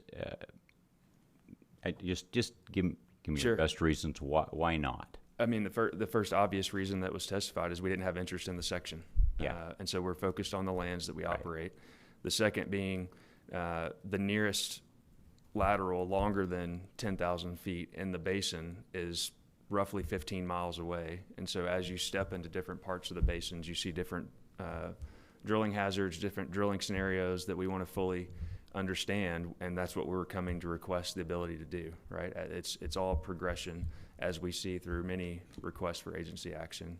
And so Finley's following the same progression and asking for the ability to do that on the lands that we operate. So in other words, you really want to just test it on a couple, not across a whole section. That's correct. Is what you're saying? That's correct.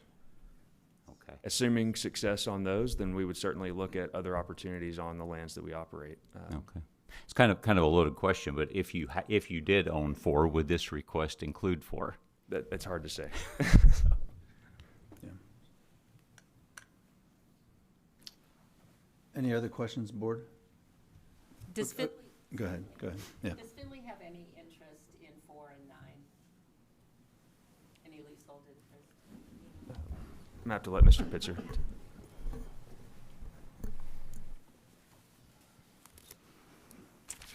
Yes, I believe we do. Okay. In both of those sections? Some? Your Yes, mic is some. muted. Okay, thank you.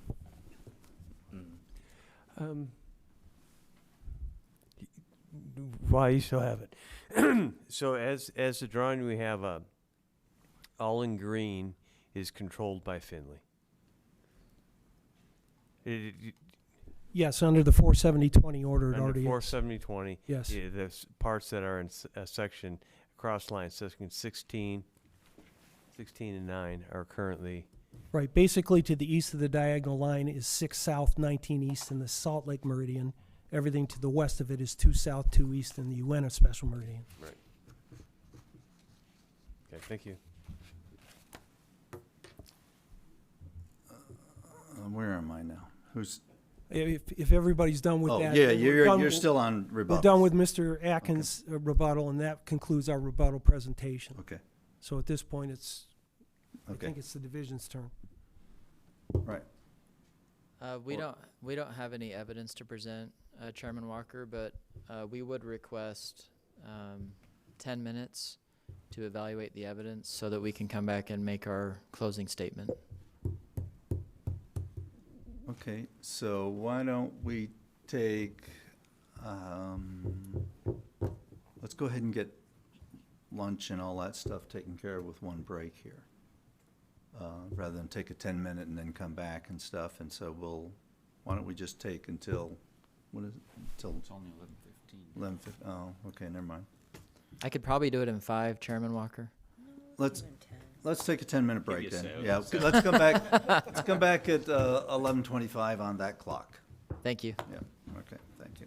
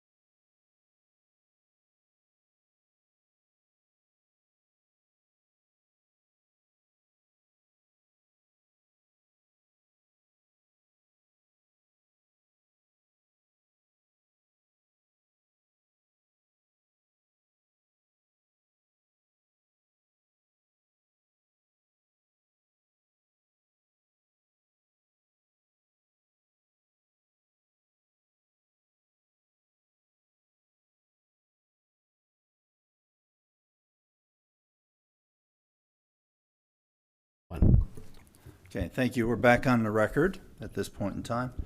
So, Mr. McDonald, I understand you need to introduce an exhibit. Yes, I'm sorry, Mr. Chairman, before the break. I need to move for admission of rebuttal Exhibit 2 into evidence. Okay. No objection. Any problems with Exhibit 2? No objections. Okay, thank you. So admitted. Okay, I think we're back to the division now.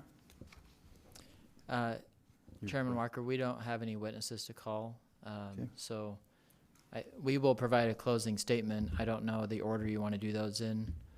I assumed it would be Finley first, but Yes. happy I think to go on first. closing statements, do Finley, percussion, and then the division. Thank you. Okay. Back to me. Yes.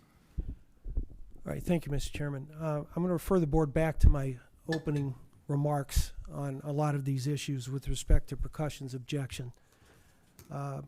First of all, the 470-20 order is in place, and it's been in place, and the only thing that's being moved is one boundary line over to better develop sections 5 and 8. If you recall in the exhibits and the testimony, if they were stuck with the existing one, they'd have to drill very short laterals, less than even a 5,000-foot lateral, to develop those sections. This way, it allows them to develop their sections under the existing orders. It's just a matter of moving it. We're not changing anything else. Most importantly out of that is the fact that the 330-foot setback that was set in the 470-20 order was a decision based on the fact that nobody in 4 and 5, the adjacent lands, their correlative rights are not being affected. So they can't complain that their correlative rights are being affected. Secondly, the 470-20 order was in place before percussion ever acquired any interest from Bayless. Rebuttal Exhibit 2 shows that Bayless, who at that time owned the federal lease covering Section 5, had no concern about their correlative rights being affected or development of those lands. None of that was ever raised at that time. I am very concerned about the board requiring an operator who does not own the lands being required to develop those lands absent drainage or impact. That's a very dangerous precedent to set, to require that, to have them respace and develop lands if there's no drainage occurring on that side. They have an obligation to their lessors not to dilute their interest. If you add in Section 4, that's a tremendous jump in acreage in a drilling unit that dilutes Finley's owners and increases percussion's owners and their share of the production. And they aren't doing anything about it. Now, committing waste is depletion of a reservoir or anything else. Percussion knew coming in, by taking those leases, they would have their own independent requirements to develop their leases. Okay? There's no obligation for Finley to have to develop their leases for their benefit. There's still no indication why they can't drill a vertical well. There's still no indication why they can't drill a short lateral horizontal well. There's still no indication why they can't drill a U or a J well. It is being done in the basin, contrary to what was said. And most importantly, if they want to develop a 3-mile well or longer horizontal well, they haven't made the effort to work with Section 34 and 35. And to say just because there's a diagonal line there doesn't mean they can't create a drilling unit which still provides them the opportunity to drill those wells and develop their minerals. Finley does not have that obligation. So we request the board to approve the request as submitted. And finally, again, the procedural matter is you can't amend the request at this point to add Sections 4 and 5 because there hasn't been proper notice to it. Okay. So again, we would ask that you approve the request as submitted and allow Finley to develop its lands as a prudent operator would be, and for it to allow itself to protect itself and its lessors as it's legally obligated to do. Thank you. Thank you. Okay, Mr. Eccles. Thank you, Mr. Chairman. Our position essentially boils down to trying to avoid stranded acreage. We think that if these lands are not included, it makes the most sense to include them with the lands lying to the south and west because of the offset from the lands to the north, making it even more awkward to make a unit with those lands in 33 and 34. So essentially this, for percussion, comes down to trying to avoid stranding these minerals and, increasing the likelihood that they'll never get developed. We don't disagree with the technical or legal accuracy of any of the arguments that Finley has made today. We just think that it makes more sense if we were to space this to include 4 and 5. Okay. And that's all. Okay. Thank you. Thank you. Division. Thank you, Chairman Walker, members of the board. As everyone is aware, the division originally indicated that it supported Finley's request for agency action, and the division filed a response to that effect. However, that was based on the information the division had at that time. Of course, after the division submitted its response, Percussion presented its objection. We've now seen additional exhibits that have been submitted and heard the witness testimony today. So based on this updated information, there really is a good, better, best principle at play here. The division does believe that Finley has a good proposal here, but after review of the evidence, it believes that Percussion has the better proposal. The division believes that Percussion's position on this provides for maximum recovery and that will minimize waste. And the division is also concerned that ignoring Percussion's request could leave mineral in Section 4 stranded. So I want to talk about some of the evidence that was presented to the board today. We didn't really hear much from Finley about how Percussion's proposal would cause harm. Yes, it appears there would be some delay, but the harm has not been articulated through witness testimony. We heard about correlative rights concerns, but that was also not articulated by the evidence. The one thing we did hear was that it's 15 miles away that wells this long have been drilled, and there is some risk. But we would point out to the board that even in Finley's proposal, that there will be a very long well. So it seems like they're willing to take the risk in that instance. So that doesn't seem persuasive. Accordingly, one other consideration. The division is concerned about the notice issue in Section 4. Based on the evidence today, it appears that there are owners in Section 4 who are not on notice of this proceeding. Accordingly, the division recommends that the board continue any decision on Finley's request for agency action, pending the filing of a separate request for agency action by Percussion, which should, of course, include proper notice to all the owners in Sections 4 and 5. So the division believes that there should be a separate proceeding with proper notice, and these issues can be hammered out with a decision by the board with all interested owners in mind. Thank you. Okay, having heard all three rebuttal or closing statements, I think we will take a lunch and a deliberation break, and let's come back in at 12:15. Would that be? Let's come back in at 12:15. We'll reconvene at 12:15, and we'll wrap up this topic. So we are off the record.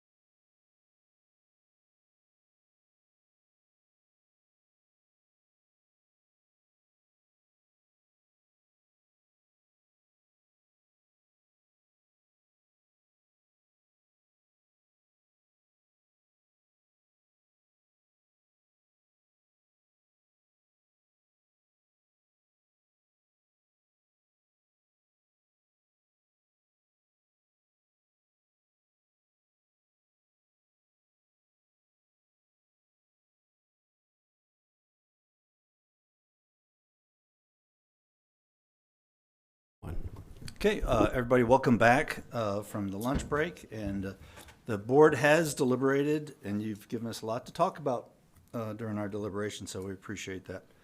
So with that, we'll go ahead and ask if there's a motion. Yes, I'd like to make a motion, but I'd like to preface this motion with a couple of comments. First of all, I feel it's very difficult when you have survey boundaries coming together and making all of these irregular sections. However, I would like to propose that the RAA be granted as Findlay has requested, because they have dotted all the I's and crossed the T's. And I also feel it's an inconvenience for percussion to have to put together a larger drilling unit to make sure they get 3 mile wells, but they've got plenty of room to go to the north, like Findlay has gone to the south. So I would like to propose that this RAA be granted. Second. Okay, motion's been made and seconded that the request for agency action be approved. All those in favor say aye. Aye. Aye. All those opposed say nay. Nay. Nay. Let's go ahead and poll the board, please.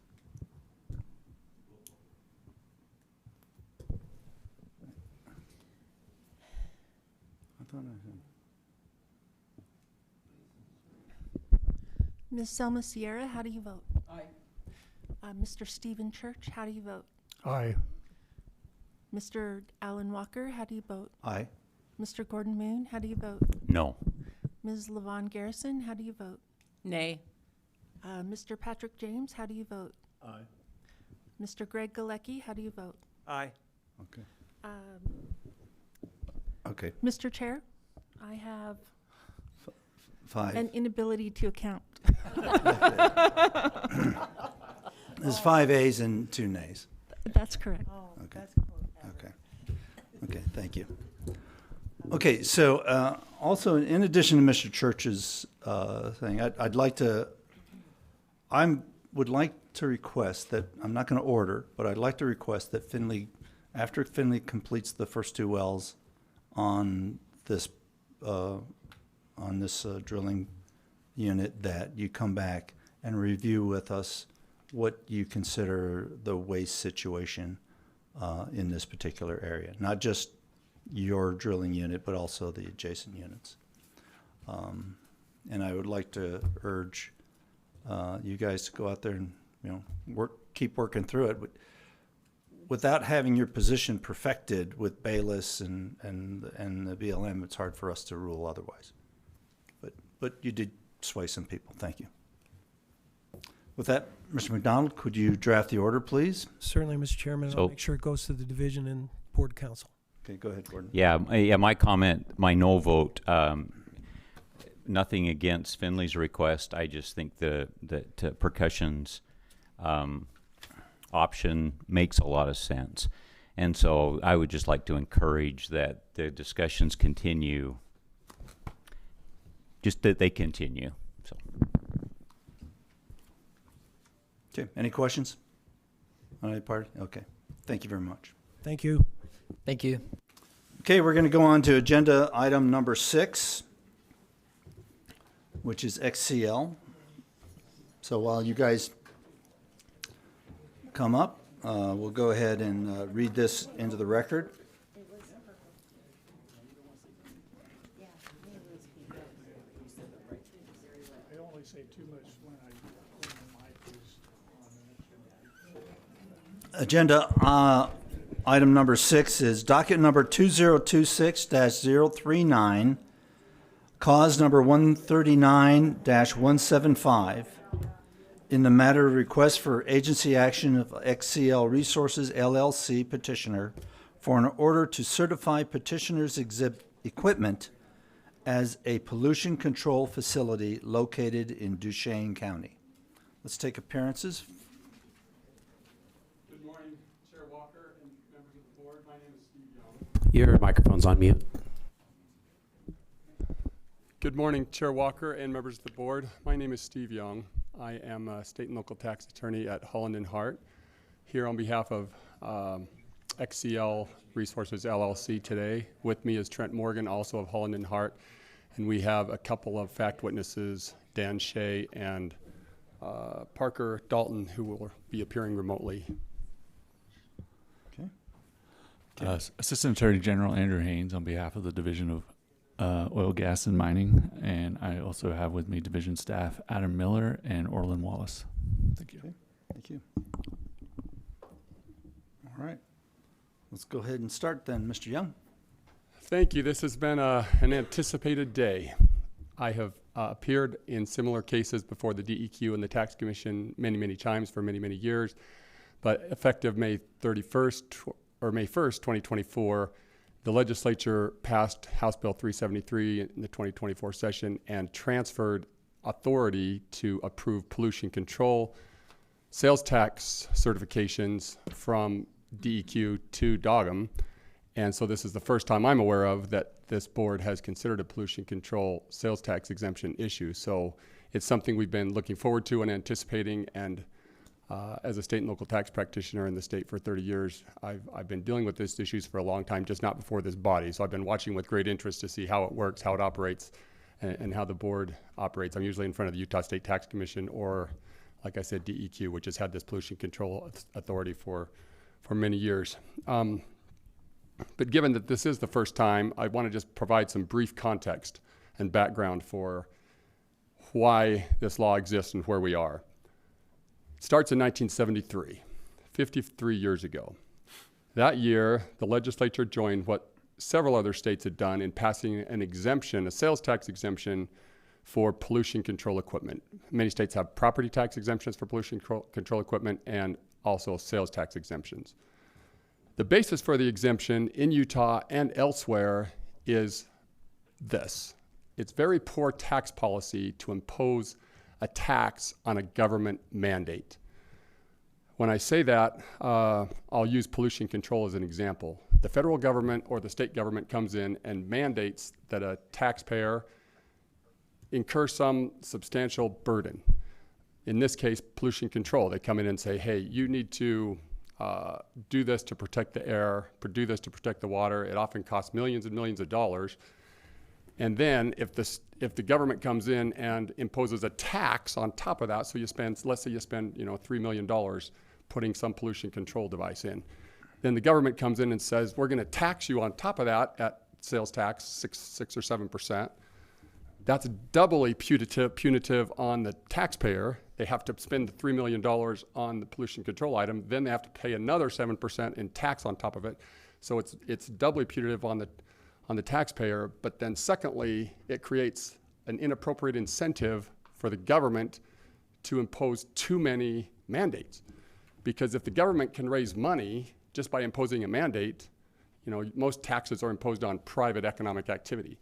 But if the government can impose a mandate and then the taxpayer has to pay tax on top of that, the government's incentivized to impose more mandates so that they can raise more money. So because of those two factors, most states, including Utah, exempt from sales tax pollution control equipment, because pollution control equipment, by definition, as we'll get into, is something that is created generally by a mandate of EPA, DEQ, DOGM, some other governmental body. So that's basically why the exemption exists. It's been around a long time. And this is also a very unique exemption.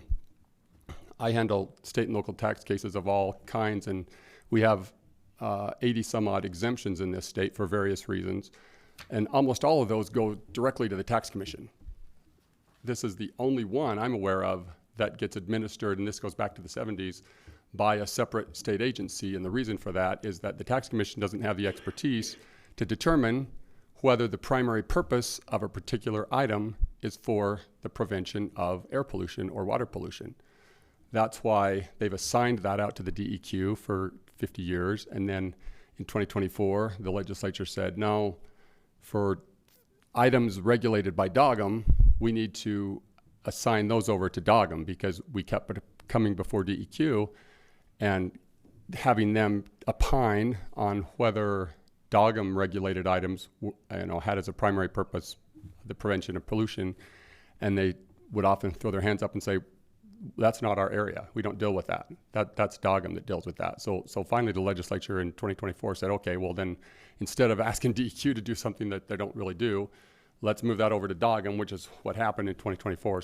So here we are.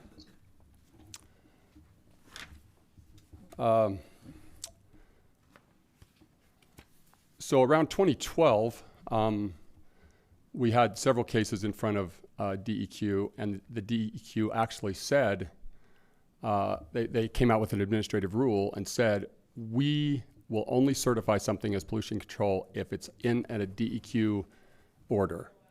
That, if we mandated that happen. And we said, well, wait a minute, what if DOGM mandated that it happen? They said, that doesn't count.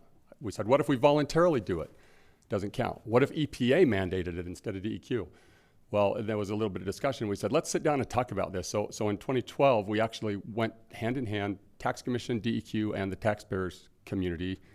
I think I was working with the Taxpayers Association or the Petroleum Association or somebody at the time, and we all went hand in hand to the legislature and said, let's fix this to make it clear that it's not just a DEQ mandated item, it's any mandated item or any voluntarily installed item. If somebody chooses to put a pollution control item in themselves, we don't want to discriminate against them. They still did it for the primary purpose of preventing air pollution. So we need to have all of those certified, and everybody agreed. We got the bill passed in 2014, and so we went on for 10 years under that statute, but because it was clear then that DOGM mandated items were required to be certified, and DEQ, every time we had a DOGM mandated item, just kept saying, well, we don't really know or understand this as well as they do. Finally, the legislature moved it over here. So that's really the background and how we got here today, and why in 2024, House Bill 373, sponsored by Representative Snyder and Senator Sandel, moved that certification authority from DEQ to DOGM. So that's just a little bit of the background and precursor to what brings us here today. Well, the substantive issue before you today involves a gas pipeline built to comply with Utah laws that prohibit the flaring of gas in an oil field. XCL built the line to comply with the Utah laws to prevent air pollution.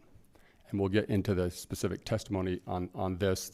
Our witnesses know far more about it than I do, but basically XCL had ramped up production significantly, and those who purchased the gas had limits on how much they could take through the interstate pipelines.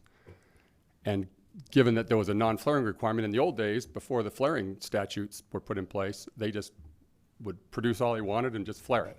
They're producing oil.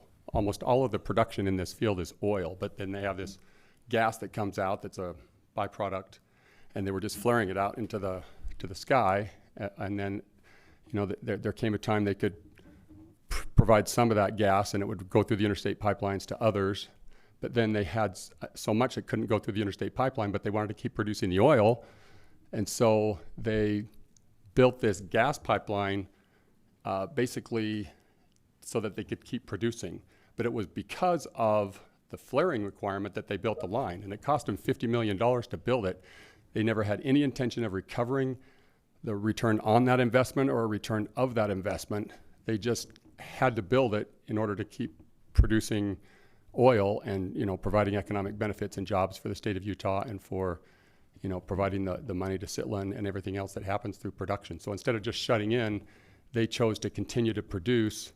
But it was because of that anti-flaring statute that they had to build this line instead of just flaring it out into the sky. But they never had any intention on making money from it. They just had to spend the $50 million in order to continue operating. So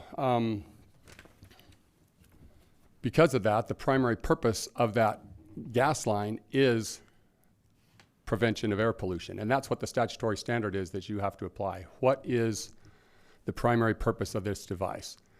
And it can be different for a particular item. Sometimes you might buy one type of item and it has a primary purpose of something.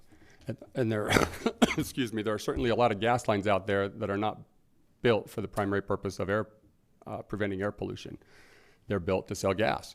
But this one was not. As the testimony will show, this one was built to prevent air pollution. This gas line is really functionally no different than a water disposal pipeline. Those pipelines in oil and gas fields have long been certified by DEQ as pollution control equipment because they put water back into the earth and thus prevent the water pollution that would result if the water was just dumped on the ground or into a river. With the gas line, the same thing is happening, as the line prevents the gas from being flared. However, a question arose at the division because rather than shooting the gas back into the ground, XCL figured out a way it could sell it. And so some of the gas is sold to Bitcoin operators and others who put facilities out there because they had this gas available and that they could use it. So because it's sold, it creates an interesting dynamic. And because this is a new issue, we presented it to the division, and they came back and sent us an email. And if we can put that on the screen, I just want to set the table for the sort of the procedure here because it's new. But basically, it says this is a relatively new legal framework, and the board is best qualified to make the final determination on it. So the division just said, hey, you know, there's a lot of gas lines out there that their primary purpose is to sell gas. You know, this is a different kind of gas line because it's got this other purpose, and so we don't feel like we want to jump in and make that decision. We want the board to make that decision. So that's basically why we're here. We're asking you today to certify this gas pipeline as pollution control equipment because the primary purpose of the line is the prevention of air pollution.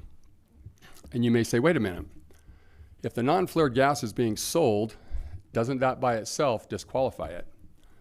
And the answer is no, because the test is a primary purpose, not an exclusive purpose. You can have more than one purpose for an item. Let me give you a few examples. The water disposal lines that I told you about, sometimes oil and gas operators will sell some of that water. It doesn't change the fact that the water disposal line is put in to prevent water pollution. The primary purpose is still the prevention of water pollution, but it has another purpose of selling some of the water. If you can find somebody that can use it and you can sell it to them, that is still acceptable. Another example is in a power plant, a low NOx burner. The DEQ has long certified low NOx burners at power plants as pollution control equipment for sales tax purposes. But guess what? Those low NOx burners have two purposes.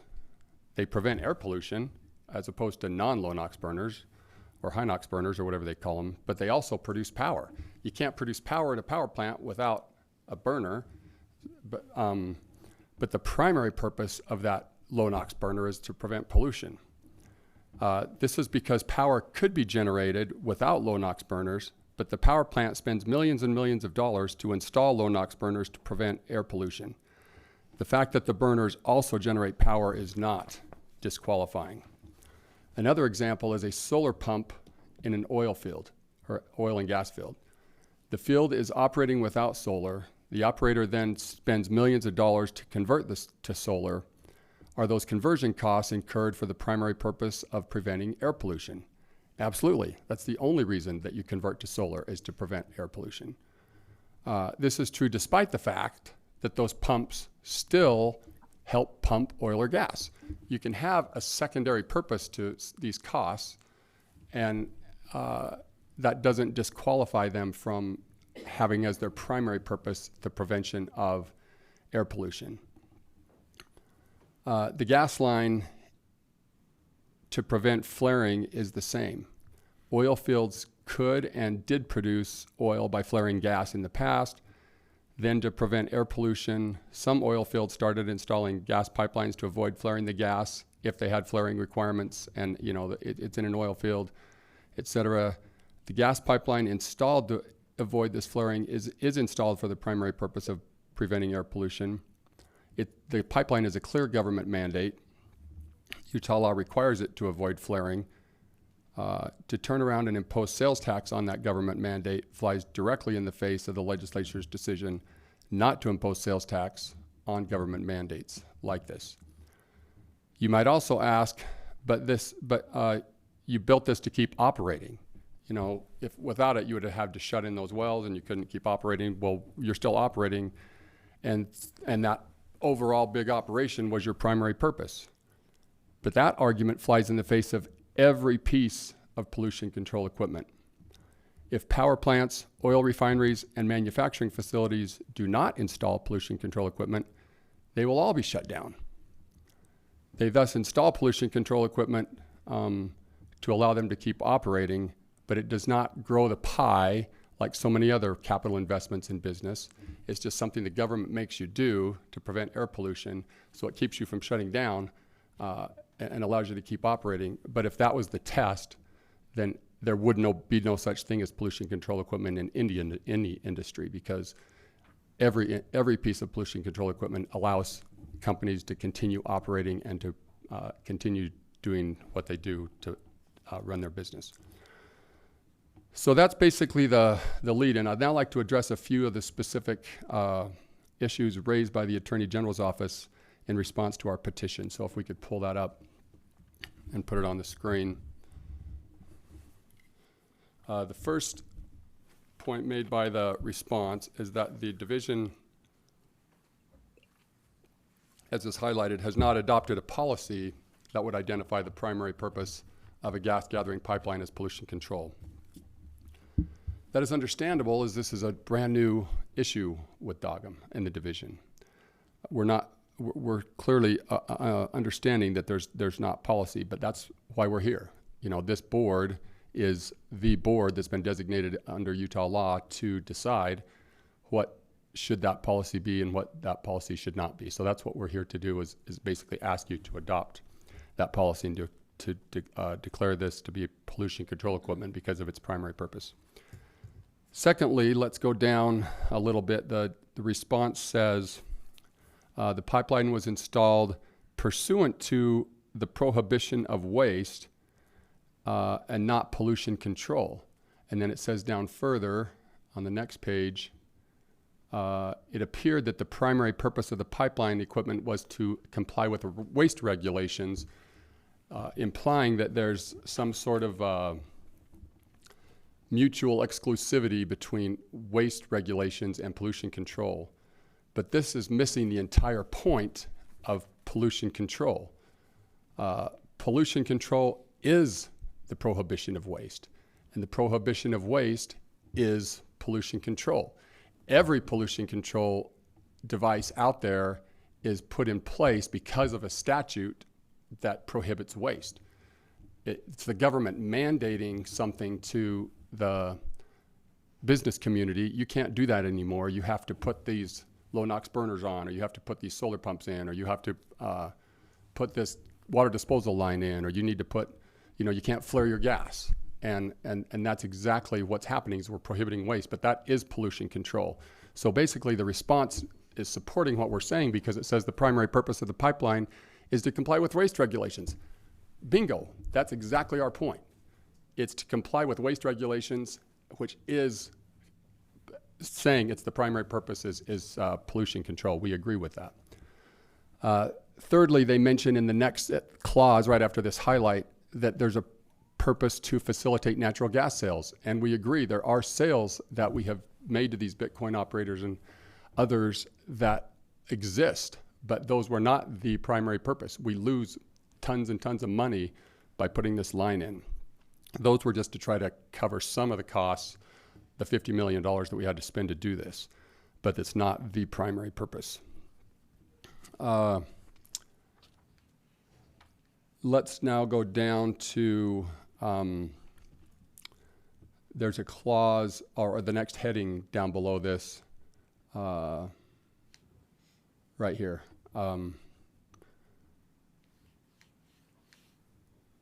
There we go. The petitioner has not demonstrated how the gas gathering pipeline will affect air pollution. But XCL clearly has, by establishing that the line was built to avoid flaring, as our witness testimony will show. That the line avoids flaring is clearly established and undisputed. The other question raised is whether the Bitcoin and other operators who purchase the gas create as much pollution with the gas as is avoided by flaring it. But the answer should be obvious, or else the state law prohibiting flaring would be nonsensical. If flaring creates less pollution than piping the gas and selling it, why not just repeal the law that prohibits flaring and let people flare it if it's not preventing air pollution? The very fact that we have the non-flaring requirement and that it's forcing people like XCL to build these $50 million lines, it's obvious that avoiding flaring prevents air pollution. And also of note, whoever buys this gas, the Bitcoin operators or whomever else, they're prohibited from flaring too. So it's not like you can just pass it off to somebody else and then they can flare it. There's clearly air pollution being prevented by putting this $50 million line in. There's a similar point right below this in that third line down that says the pollution control equipment must prevent, control, or reduce air pollution by disposal, elimination, or reduction of the air pollutant. 100% what we're doing. Because we put this line in, we're not flaring. We are therefore eliminating and reducing air pollution by what we are doing with this line. And then lastly, the division says, the division is unaware of any evaluation related to losses or profits generated by the applicant to determine whether freestanding pollution control properties should be certified. Basically, we don't want to be in the economics business of having to sit down and figure out in every case, there's nothing in the law that requires us to do this analysis of profits and losses. And this is clearly true. There's nothing in the law that says that DOGM has to sit down and analyze profits and losses. XCL raises the losses because that is one obvious method to determine if a gas pipeline was built for the primary purpose of preventing air pollution or not. If the primary purpose of the pipeline was to generate a profit, no rational business person would spend money without expecting a return. You are not required to consider losses, but you are required to determine whether the primary purpose of the gas line was to prevent air pollution. The presence of the losses helps inform that issue. You might reasonably ask, should every gas pipeline be certified as pollution control? The answer is clearly no. Many gas pipelines, I would say most gas pipelines, are built in gas fields to transport gas for the primary purpose of selling the gas. These are not built for pollution control. They are built, like most pipelines, to generate a profit. Midstream pipelines would fit in this category that transport gas. Pipelines that don't have flaring requirements, because they're not, flaring requirements are applied to operators of oil fields like this, which have a byproduct of gas that then just flare it out into the air. But if you're not in that flaring context and you're some sort of other kind of gas pipeline, clearly this wouldn't apply to you. An eligible line is one as is at issue here. In an oil field with flaring requirements built to avoid flaring gas that was a gas line that was built with no hope of making money. Those lines should be certified if the primary purpose is the prevention of air pollution. So that's basically the issue before you. It's very straightforward. If the primary purpose of the XCL gas line is to prevent air pollution, you should certify it as a pollution control item. And with that, we have a couple of witnesses to call, but I can't remember from this morning what the next step is, if the division goes or if we call our witnesses. We're happy. The next step would be for, the next step would be for your witnesses to be sworn in and go ahead and. Sounds good. Take their statements. We have Mr. Daniel Shea, who's a vice president of production, facilities, and infrastructure with XCL. Would like to call him first. Let's swear both your witnesses in, please. Sounds good. Daniel Shea, and who is the other? And the other is Parker Dalton, who's the vice president of accounting at XCL. Okay, and then you also need sworn in, or? Mr. Morgan is an attorney okay. with our same law firm, so he's just here because all the slides were on his computer. Okay, please raise your right arms to the square. Right arm, I guess you just have one of them. Do you swear to tell the truth, the whole truth, and nothing but the truth, so help you God? I do. Thank you. Mr. Shea, Can you please state your name and title and business address for the record? Yes, I'm Dan Shea, Vice President of Production Facilities and Infrastructure with XCL Resources LLC at 300 North Shepherd Drive, Suite 390 in Houston, Texas, 77007. And can you please give us some of your background and resume as to why you're qualified to speak to these issues today? Yes, I've been in oil and gas operations since 2009. Worked with EOG Resources, and then after that came to XCL at the very startup of it, and saw it all the way through selling to SM Energy. And so worked for XCL Resources, with the under the production facilities infrastructure job role for roughly 5 years. And are you familiar with the gas pipelines at issue here? Yes, I'm familiar with them. Can you tell us about the decision to install those gas pipelines and why they were put in place? Sure. Really, the decision to install gas pipelines was made to avoid flaring during basin-wide takeaway curtailments from Kinder Morgan, who was the sole gas gatherer for XCL Resources, mainly due to contractual dedications. They were also one of the only third-party gas gatherers in the basin. And at the time, they could not mechanically move the new development gas volumes out of the basin without substantial large-scale upgrades. And that would take a lot of time to implement. So during during the multi-year gas production curtailment, Kinder Morgan would provide monthly allocations of allowable gas sales to all the operators in the basin. While XCL was growing oil production at a rapid pace, our associated gas production with that oil would often exceed the allocations given to us by Kinder Morgan. The decision in front of us was to either shut in production and stop development due to the flaring restriction rules in place, or to find alternative takeaway for the gas. Due to XCL Resources' substantial investment in the basin, the difficulty in slowing down oil and gas operations due to drilling and frac contracts, and the time-dependent financial obligations to our investors, stopping development really wasn't feasible for us. So we opted to find other ways to get rid of the gas through substantial pipeline expenditures to allow the flexibility for different avenues of gas utilization or offload.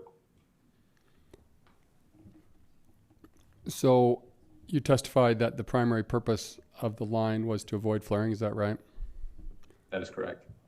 Was the primary was generating a profit the primary purpose of this line? No, it wasn't. And we'll speak to that a little bit more with the next witness, but that's all the questions I have for this witness. Okay, division. Thank you, Mr. Shea. So you indicated that that in the basin that Kinder Morgan had their curtailment period. Can I just ask what was happening with the gas prior to the curtailment period? I don't know all the particulars about what was happening with the gas beforehand, but really before XCL came in, there wasn't as much development going on prior to us arriving. We definitely dialed up the knob there for development and quickly became the #1 oil producer in Utah for a period of time. And so I think for Kinder Morgan, it was kind of like status quo. There wasn't a whole lot of growth happening, and if there was growth, there's also depletion happening around the field as well. So production stayed relatively flat. So the need to grow, pipeline takeaway wasn't really present. And so, but once we came in and started developing, a considerable amount incremental volumes to the basin, that's kind of when the problem presented itself. But would it be fair to say there was gas sales prior to the curtailment? Yes, there's definitely gas sales prior to the curtailment, yes. So then with these gas sales, even if they were limited, how was gas entering Kinder Morgan's facilities? You know, for our situation, there's different dedication areas. In some areas, Kinder Morgan was dedicated, or we were dedicated to Kinder Morgan, and they were obligated to come build pipeline to us. And in other areas, our volumes were still dedicated to Kinder Morgan, but we were responsible for building to a central delivery point to them. Okay, so just help me understand then this subsequent pipeline that has been developed. It's still associated with the Kinder Morgan facilities. It's just separate lines, separate gathering lines. Correct. Okay. Lastly, you did indicate that as production did ramp up and your gas production grew, you had the choice to either shut in or find an alternative pipeline. Was there ever any thought as to seeking an exemption before the board as to being able to flare more gas? I don't recall if we did that or not. I know we were definitely having a lot of discussions with you guys regarding, you know, different avenues we could take to try to alleviate the problem. And I think, you know, at the time it was like, hey, we can help you interpret the rules and live within the rules, but you know, no solutions were found at the time. Okay, thank you. No further questions from the division. Board members, do you have questions? Go ahead. Are there other gas pipelines that have qualified thus far in the state for the exemption?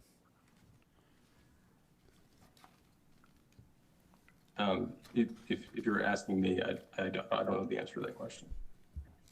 And I can tell you as a state and local tax practitioner, I haven't seen any come forward on this issue before because I wasn't aware that this kind of, you know, people were building them for this purpose.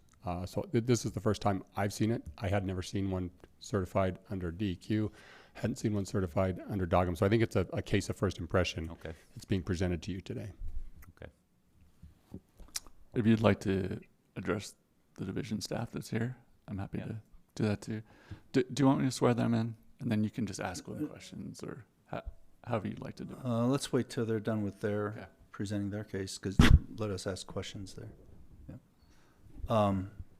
And then you'll have your opportunity. So let me just follow up on that question. So where did this gas pipeline go? Yeah, good question.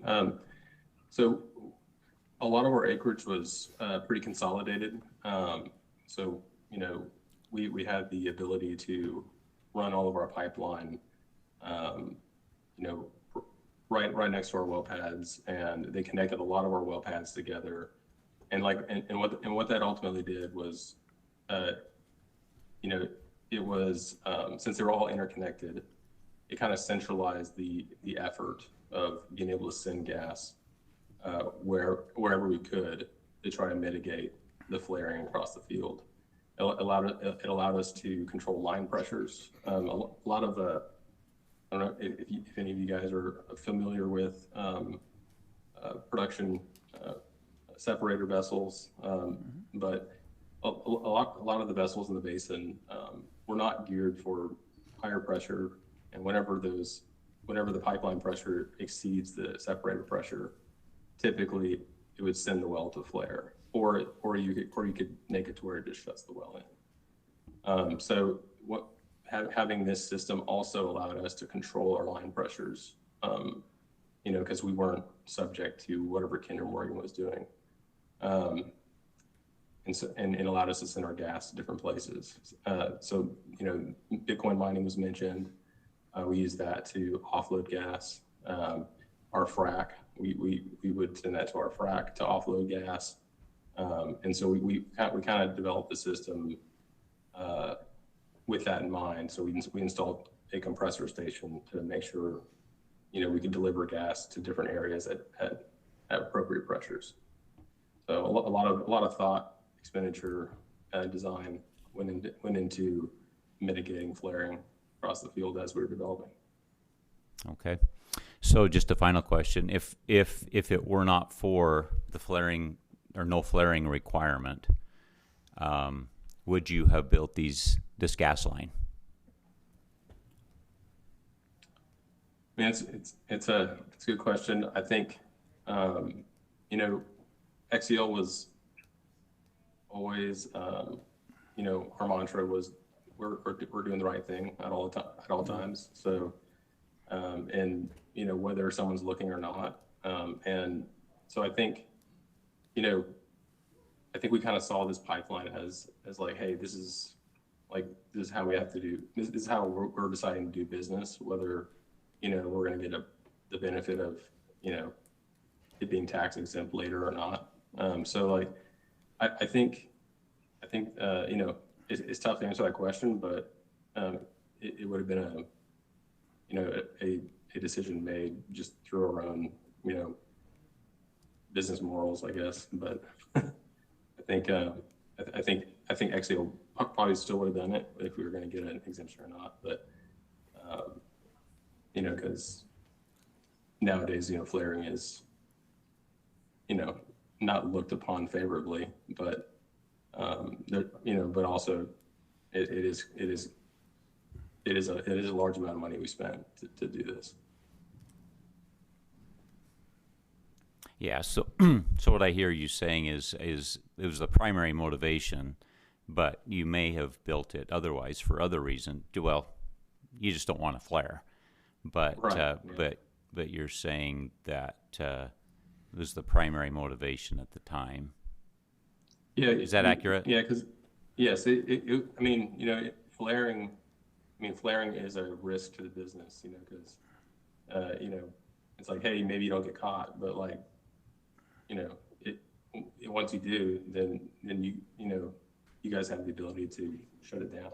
So it's definitely it was definitely part of the decision, or the primary decision. Thank you. Yes, sir. Any other questions? Okay, when was this $50 million investment in facilities done? When was the fabrication construction put in operation? Roughly. Roughly, yeah. Is from when we started operating in January 2020 all the way until we sold in October 2024. Okay. And can you give me a rough number as to what was the volume of gas that you were processing on a daily basis, roughly? Or a range? Well, the amount of gas, I can tell you the amount of gas we're moving through the pipeline, and that was roughly 50 to 60 million a day. 50 to 60 million MMCFD, right? Yes. Okay.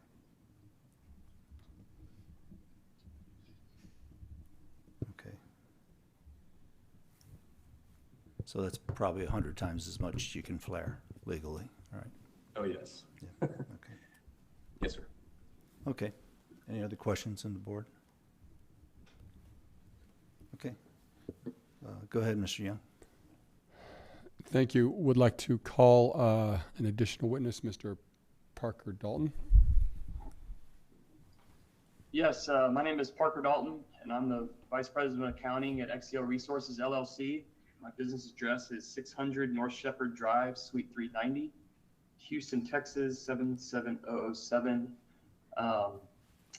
I've been in oil and gas since 2014, all in oil and gas accounting. And I worked as VP of accounting for XCL Resources since we started operating in Utah since January of 2020. And can you just give us a little bit of your resume and background and why that's Yes. relevant to this proceeding today? Yes, since working in the industry, I've worked in several basins with a public oil and gas company, Carrizo Oil and Gas. Worked at XCL since January 2020, and I was in accounting. I was a part of the team that paid every invoice and was part of these discussions from an accounting standpoint of the $50 million expenditure. And while Dan oversaw all the operations, my team oversaw all the payments and was responsible for accounting for these gas sales and payments. And did you hear the testimony of Mr. Shea? Yes, I did. Do you agree with that? I do. Am I allowed to speak to one question that a board member asked Mr. Shea? Yeah, that's what I was just going to ask. Is there anything you'd like to add before I get into some specific questions of you? My colleague, Mr. Shea, did an excellent job. The only add I would make is, would we have built the pipeline? It's a great question. We did not build it to make a profit, as you will see from this next exhibit. If there was business reasons for being environmentally friendly, to adhere to regulations, etc. But as you will see next, it was not to make money. That's what we have seen over the course of time running the business. And it sounds like culturally it's become inappropriate to flare. But I'm trying to think back to when I was a young attorney, and I feel like people were flaring all the time. Is that right? I can't speak to all the way back, but since I've been in the business early on in 2014, I remember operating in Texas for the public oil and gas company, and flaring was much more accepted. And you're right, now it is absolutely not. Also, just from our experience operating in Utah, we had an awesome relationship with Utah. We loved operating there. We'd love to operate there again. And so that we wanted to do the right thing. That was how we wanted to run our business. And so, clearly you can't flare because of the state law. And even if there wasn't a state law, which was the question that was posed, you may have still chosen to voluntarily not flare because of the, just the culture of our time. But if this was 20 years ago when flaring was more common in the industry, would you ever have built this line at that time? I can't speak to what management would have decided to do, but I can say this: if you're a board member deciding, well, they built the line for gas sales. That's why they did it. Even if there wasn't flaring obligations, they built it to sell gas. The cost it took us to build a line compared to what you'll see of what we made from selling the gas is so astronomically in the red that it would not have made business sense to build it in any way. So no, it would not have been a prudent business decision to build it. So if we could turn, this is Exhibit A to XCL's request for agency action, which has already been submitted to the board. And if we could just blow that up so we can see the numbers. There we go. And then if you could just walk us through what this is telling us. Yes. This exhibit is showing XCL's net loss from building the gas pipelines from 2021 to 2024. XCL paid 100% of these costs to build these gas pipelines, which totaled $56 million. These costs were offset slightly by recouping some revenue from charging a gathering fee to working interest partners that did not pay for any of the lines to be built. Further, this exhibit shows the net gas sales revenue that XCL received. You can see from the $23 million net loss that the decision to build the gas pipelines was not to make a profit. Sounds good. And it looks like the net loss in 2022 was $9 million, then 2023 was $8 million, then 2024 was $6 million. So it's going down over time. Over time, if you kept this in place long enough, would it ultimately turn around and make a profit? It's impossible to say exactly, but from looking at this graph and the way wells decline, if we stopped all production and stopped all new development, you stop the cost, well, the wells will eventually decline, and the decline curves would slowly ramp low, so that making up $23 million would be a steep hurdle. So no, I can't say, but my answer would be likely no, and if we did, it'd be small enough to where it wouldn't have made sense. Also, for oil and gas operators like us that are private, we're not public, we have a timeline of our investment to hold that investment long enough to turn a profit is not a typical private company endeavor. And so no, that I can't say that we would have. So, would you agree with Mr. Shea that generating a profit was not the primary purpose of this line? That's correct. And what would you say was the primary purpose of this line? I would say the primary purpose of the line was to continue our oil and gas development. And to do that, we were required to build the line to adhere to flaring obligations. No further questions. Non-flaring obligations. No further questions. Division? Yeah, thanks, Mr. Dalton. So we have a 4-year snapshot here. Could you just help me understand some of these numbers? So it looks like every year the cost was going up till 2023. What can you define what costs are in this line here? Yes, these are costs to provide labor, materials, pipes, all the costs involved to build, dig, and run the line of gas from our well sites and facilities to an outlet point to adhere to environmental regulations of non-flaring. So that cost is simply capital cost. That is not operating cost. That's not LOE. That's simply capital. Okay. The notation in blue says cost XCL incurred to build and operate the gas pipeline. So are operating costs not a part of this number? They're not. I'm so sorry. That build and operate to me meant this is the cost to make it functional, operational. Okay. So the $56 million, that is the cost to just build the pipeline. That's correct. Okay. So then by 2024, was the pipeline completed?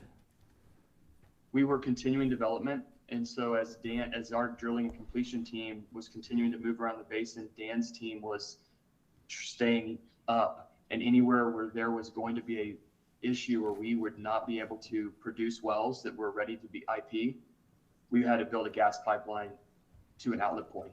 Okay. So that we can continue development. So this does not include operating costs. Let's just take at the end of 2024. You gave a scenario where oil and gas ceased, no more revenue was coming in. Like, this is a massive loss. Let's go the other way. Let's make the assumption that the oil and gas pipeline is finished, and now all we're doing is just running gas through and selling the gas. Do you have any idea what just operating costs would run on this pipeline? I would say the operating costs are not, it would not be material. Dan, do you have any input? It was not, I would say, like, you have some maintenance, just some repair maintenance. You have some compressor, if you have to do some compressor costs, like, if there's little things, but it would not be super material over time. Okay. And I apologize if I missed this. Do we not have numbers for 2025? We sold our asset in October of 24. Okay, so you no longer have ownership of this pipeline. Okay. That's correct. One final question, and again, if you can speak to this, great. If you can't, that's fine. In this cost, are we factoring in depreciation on assets as well? No, this would just be 100% cost out the door. Okay. All right. Thank you very much. Board questions for this witness? Yes. Yeah, go ahead, Steve. So I'm trying to understand now on the pollution control. Does it transfer to your purchaser, the individuals you sold the pipeline to their ongoing operation of the pipeline? My understanding is it's the sales tax that is incurred to the way it works with water. If we build a saltwater disposal tank, a pond, or a pipeline, the capital cost to build the line is sales tax exempt. The ongoing operations, you're not. If you're building new lines, they are. So this, my understanding, for water, if SM Energy, who bought our assets, builds new water lines, they are sales tax exempt, but the pond, the pipelines, I think, Dan, we built almost 80 miles of water pipelines. They're not getting any new benefit of sales tax exemption. So are you realizing a payout by selling this, or are you writing it off as a loss? Good question. It's kind of, this is maybe a little bit heady, but when we sell our assets, there's negotiations with the buyer and seller that do allocation of value, and the buyer and the seller sometimes come to an agreement through a PSA of how much value are you going to give the water pond, the water lines, the gas lines, etc. For us, as you can see, selling this infrastructure was kind of part of the deal to SM. We built everything to run our business. We might not have had a seller or a buyer. We didn't know when we built these lines we would get a buyer. We didn't know that our investor would like to sell the sales price number. So we couldn't have known that when we made these decisions. I think if you're SM and you come into a basin that was 10 years ago not what it is today, and you have infrastructure built out, definitely made us a more attractive company to buy. But whether we recognize it a loss, the sales price kind of just all goes into the entire piece. But you will be continuing to sell your gas into this line? No, so we no longer operate in Utah. And October 1st of 2024, our buyer bought all of our assets. Okay, thank you. So this one, yeah. Okay, so this is, I've been out to your facilities. I think Josh, I can't remember his last name right now. Ziegler. Yeah, Josh Ziegler took us out there, and there were many things other than just a pipeline. There were separators, there were compressors and stuff.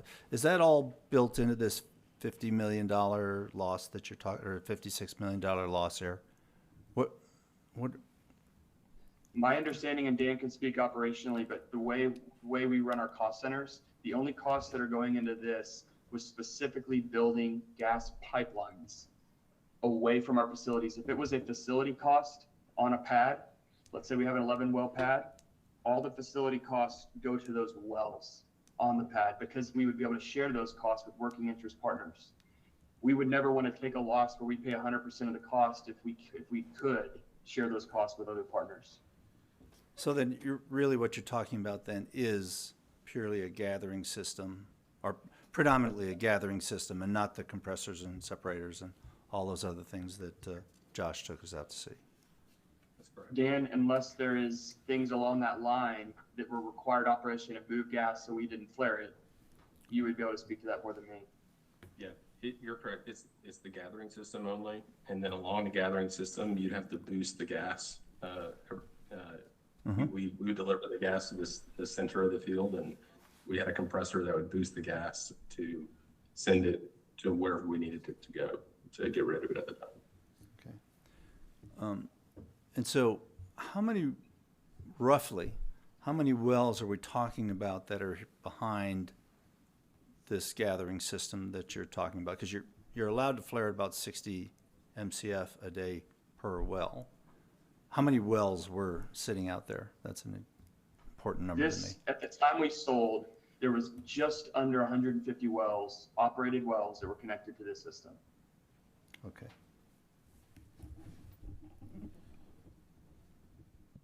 Okay, so rough numbers then is, instead of 100 times, you're about 75 times the amount of gas you're legally allowed to flare. Okay.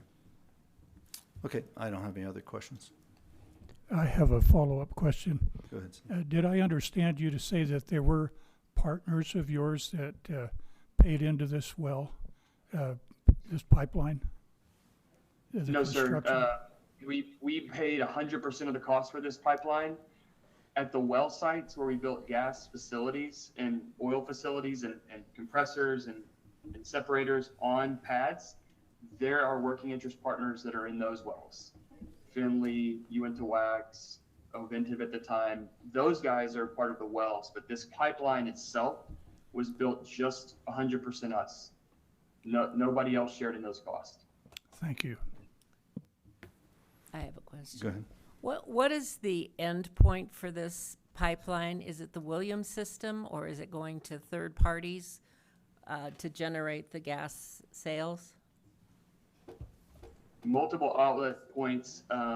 One is to Kinder Morgan, who is our gas purchaser, gatherer. It's the only one in the basin. Another one is we did have lines that were connected to our electric frac fleet because it was another outlet point.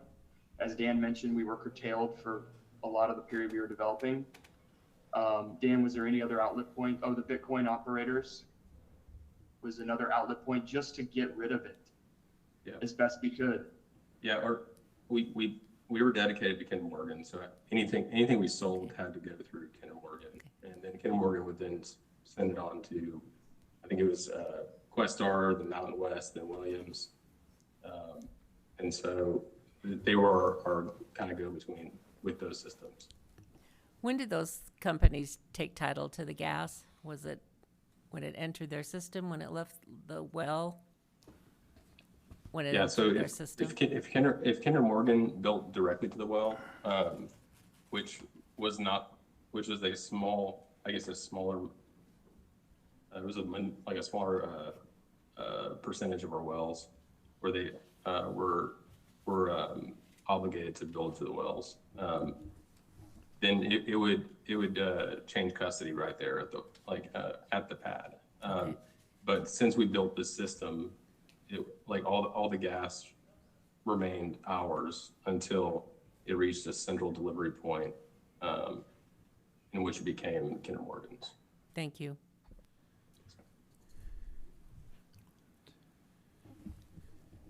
Okay. Just rough numbers here. It looks like you got a fairly decent market price for this gas under your gas sales revenue for the roughly 50 to 60 million a day. Is that a valid statement? Sorry. Is that a valid statement? You somewhere around $2 a decatherm or MCF? This revenue includes NGL sales as well. This is all the revenue we received from processed gas and residue gas. Okay. But you weren't giving this gas away. You were getting a something like a market price for it. That's correct. That middle line of the exhibit you're looking at, the gas sales revenue, is everything we received from a purchaser, which was vast majority was Kinder Morgan for that gas. Okay, thank you very much. Any other questions? And may I add something there? Sure. We would only sell Kinder Morgan what they allowed us to sell to them. So if that was 20 million a day, then that's all we could send to them, and we'd have to figure out what to do with the rest. And so as development went on, they would reallocate amongst operators, but the numbers didn't go up. The allocation numbers did not go up as fast as our production went up. And so those numbers that you're seeing there, the revenue, would have just been on the allocated volumes that we were allowed to sell to them. Okay. So the gas sales revenue, that only reflects Kinder Morgan, or that reflects what you sold to the Bitcoin guys, or where's that money show up? That includes the Bitcoin. Oh, it but does. Bitcoin, it does include Bitcoin, but just one caveat there. Bitcoin came onto our locations at the advantage of getting to buy that gas from us at a much reduced price. Gotcha. Okay, fair enough. Thank you. Any other questions, board? All right. Okay, Mr. Young, thank you. I have no further witnesses or no further questions for the witnesses. Okay. Division, over to you.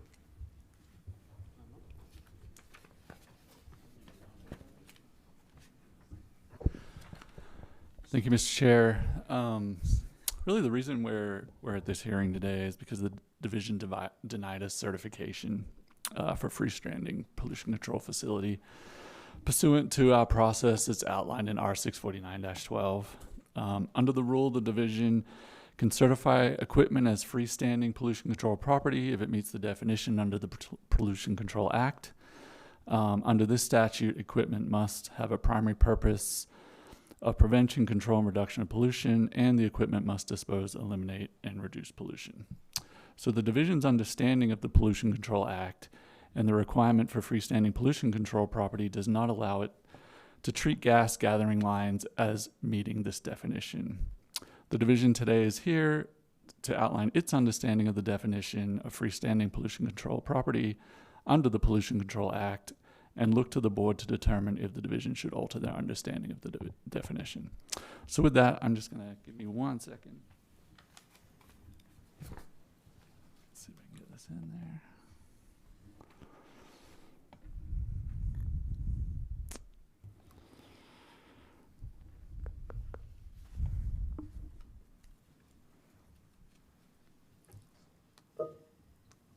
All right. So as I indicated, we have the Pollution Control Act that governs our guidance on how we certify freestanding pollution control property. We also have our rule, R649-12, which the board approved and passed last year. I'm sorry. There we go. So as I indicated, there's a policy question. The division has previously not recognized these gas gathering lines as associated with pollution control, but more associated with the transportation and sale of gas. One of the reasons we're here for the policy decision, Utah Code 40-6-4-1B designates the board as the policy-making body for the division. All right, so let's just look at this rule. Really what this just comes down to is what is a freestanding pollution control property? What is it? Okay, so we have Utah Code 19-12-1025. So freestanding pollution control property, and I've just highlighted, I guess, what I think the relevant bits. That's all relevant, but in brevity, here it is.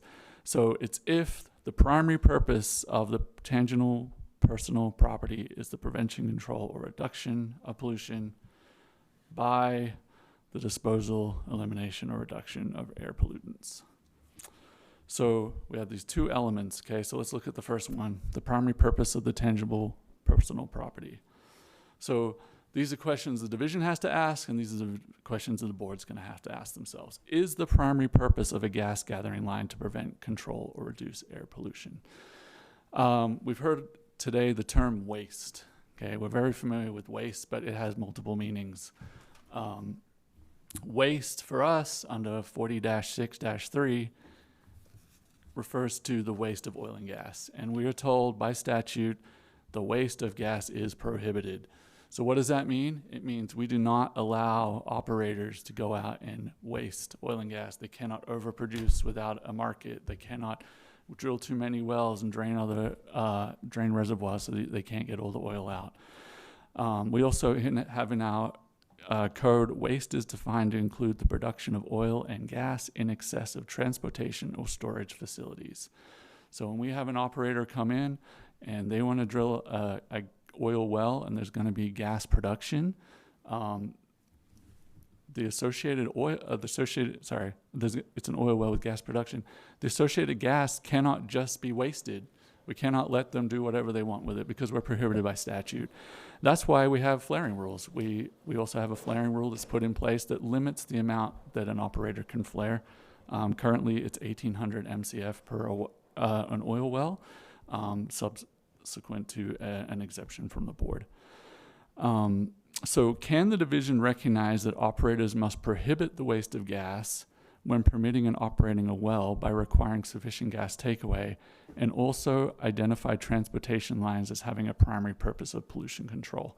So this comes back to, what is the primary purpose of this gathering line? Is it to prevent waste? Is it to prevent pollution? I'll just add in here that our waste statute does not have a pollution element to it. It's nowhere in our statute. It's not mentioned. We are not given a mandate to prohibit air pollution. We're given a mandate to prohibit waste. The second element of the definition requires the disposal, elimination, or reduction of air pollution. So this brings us to the bigger question: is natural gas a pollutant or a commodity?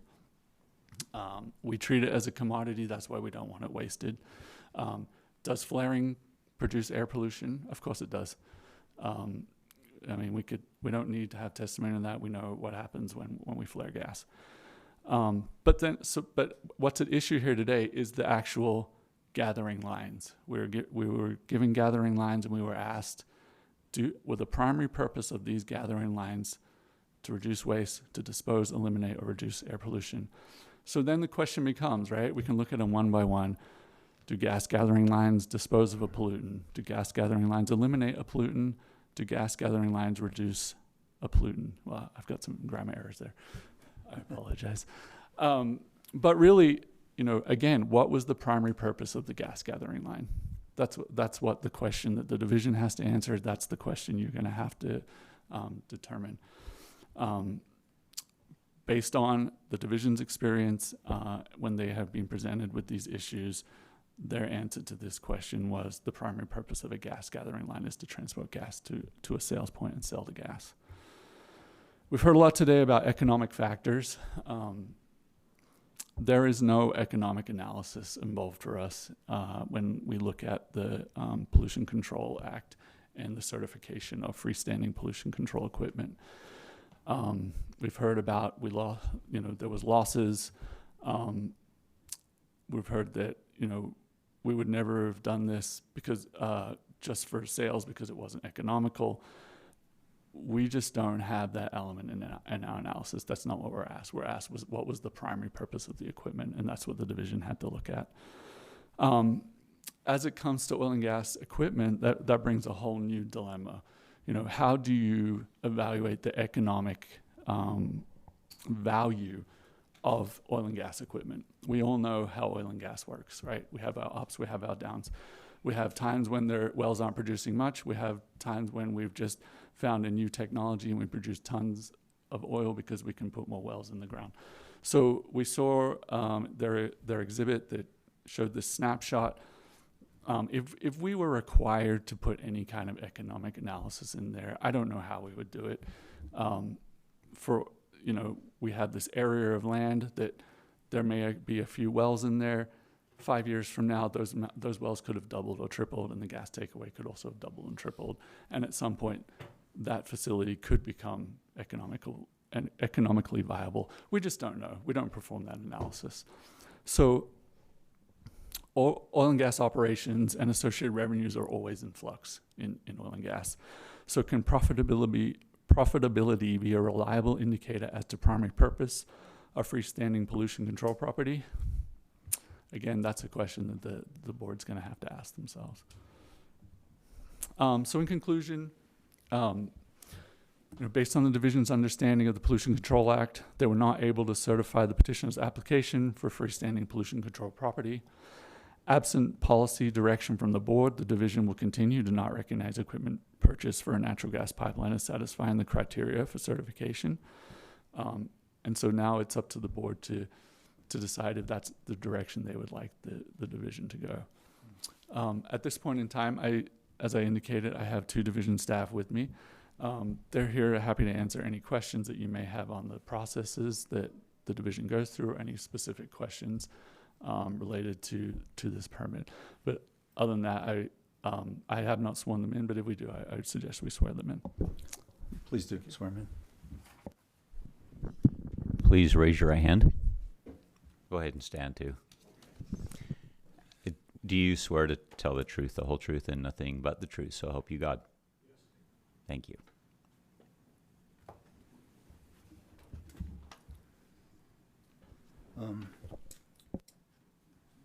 Before we have the board ask you guys any questions, why don't you go ahead and really give us a quick overview of your knowledge of gathering systems and productions, and just your career real quick.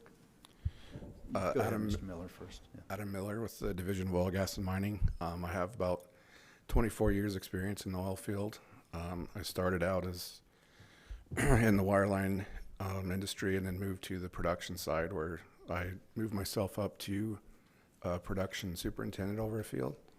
And I started here at the division 4 years ago. And so I take the PCF applications and do the initial reviews on them. Okay, thank you. Mr. Wallace? Orland Wallace, permitting manager for the Division of Oil Gas Mining. So I've been been in the oil and gas industry for 35 years. Worked on drilling rigs, worked wireline for Schlumberger and JW Wireline. I also have done downhole fishing tools, fishing oil and gas equipment out of the hole. I also worked for EOG Resources as a pumper. So I pumped gas wells out south of Vernal, Utah, and their little basin out there. And then I also owned my own oil and gas fishing tool business, and then came to work for the Division of Oil, Gas, and Mining when I sold that. I started out here at the oil and gas, started out as an inspector, and then worked my way up to become the division's permitting manager. Mr. Wallace, how long have you been at the division? I've been at the division a little over 8 years, 8 years and about 3 months. Okay. Do you have any objections to them answering questions or being witnesses? I do not. Thank you. Okay. Board, do you have any questions of the division? Questions? Yeah, go ahead. So back to the question before, have you had other requests for pipelines to be certified? No, we haven't. It's the first one, okay. What are some other, so you've been doing this for a couple years. You've had other facilities requested that you've denied? No, this would be the first one. Okay, okay. And just in your words quickly, why did you deny it? So, like it's been said, on a water gathering facility, the lines are tied to be, the final destination is to be disposed of, whereas this gas gathering line is for sale. And the primary purpose is really the reason.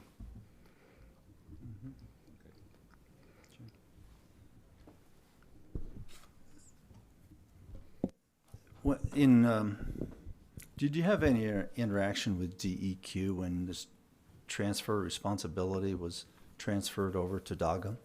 Not really. Okay, so we didn't have a lot of information. It's just been a case-by-case basis that we've been doing it. Would we have any knowledge then of how they've treated gathering systems in the past, other than shrugging and not? No. Okay. Okay. So why are we hearing this so late in the game? Why is it happening now versus 3 or 4 years ago? Well, I guess it wouldn't have been us 3 or 4 years ago. Why is it being brought now? My understanding is that XCL, Mr. Dalton looked at it and said, hey, this is a pollution control item, realized there was a sales tax exemption in Utah, reached out to me and said, what do you think? Is this pollution control equipment under Utah law? I said, yes, you should apply. They did. And then it took a while with, the 2 witnesses here, and they did we really appreciate all the good work they do, not just on this, but on other things. It's been a really good, healthy, cooperative relationship with the oil and gas industry. And I've been working with DEQ for years, and these guys reviewed it, and that took a few months. But so I can't remember when the original application came in, but it was probably a year ago or so.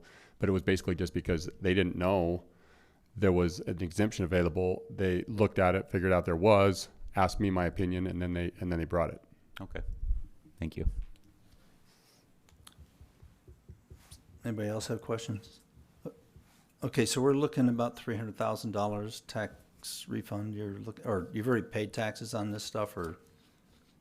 Yeah, we paid the tax, and that's the way almost all pollution control works, because the certification process has often taken a while with DEQ. Dogum, I think, has been, well, I can't say one way or another, but DEQ, it's always taken a while.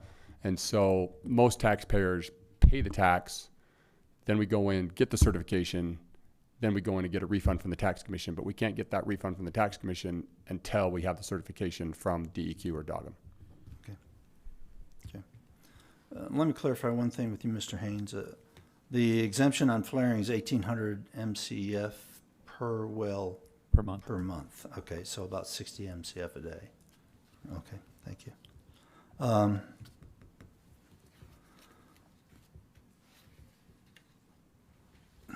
Mr. Wallace, in your 8 years here, how many gathering system issues have you had to deal with? How many permitting issues for gathering systems have you had to deal with? So normally we, when we permit wells, we don't really look at gathering systems when we do that. So once we basically, I permit stuff that deals with locations itself. Okay. And so anything on that location, then I would take a look at. Anything that leaves location, normally those type of things, those lines and stuff, we'd base basically under, that would be between the operator and the landowner, whoever would take care of anything as far as lines leaving the location. Now, if there was a spill or anything like that, then DEQ would be over that once it left that location. So that would be in their wheelhouse, not ours. But as far as gathering lines, I can't answer that question because I've never had to permit one. Of just. Okay. You could also ask if any other companies have asked for exceptions to the flaring rules too. Mm-hmm. Yeah. Okay, so who regulates gathering systems then? Are they just, I mean, within the company? I mean, this is a company-owned gathering system. Who regulates it once it goes off the pad to their central processing facilities? Normally, it would be like Kinder Morgan or one of them that would take it away from that point. Kinder Morgan or Williams. Okay. Or it'd be the operator, because I've worked on several more. The operator was the owner of that until it hit the Kinder Morgan line, and then at that point, but it's generally Kinder Morgan or Williams. So, Mr. Wallace, does the division inspect gathering systems periodically? No, we do not have any rules for gathering systems to inspect them. Rules. And so if a gathering system changes ownership, there is no concern of the division or no approval or anything as far as that goes? As far as gathering systems, no, but I know DEQ has their hand in it. I don't know how far. I can't answer that honestly of where they're at in that, but DEQ I know does a lot of those pipeline stuff things.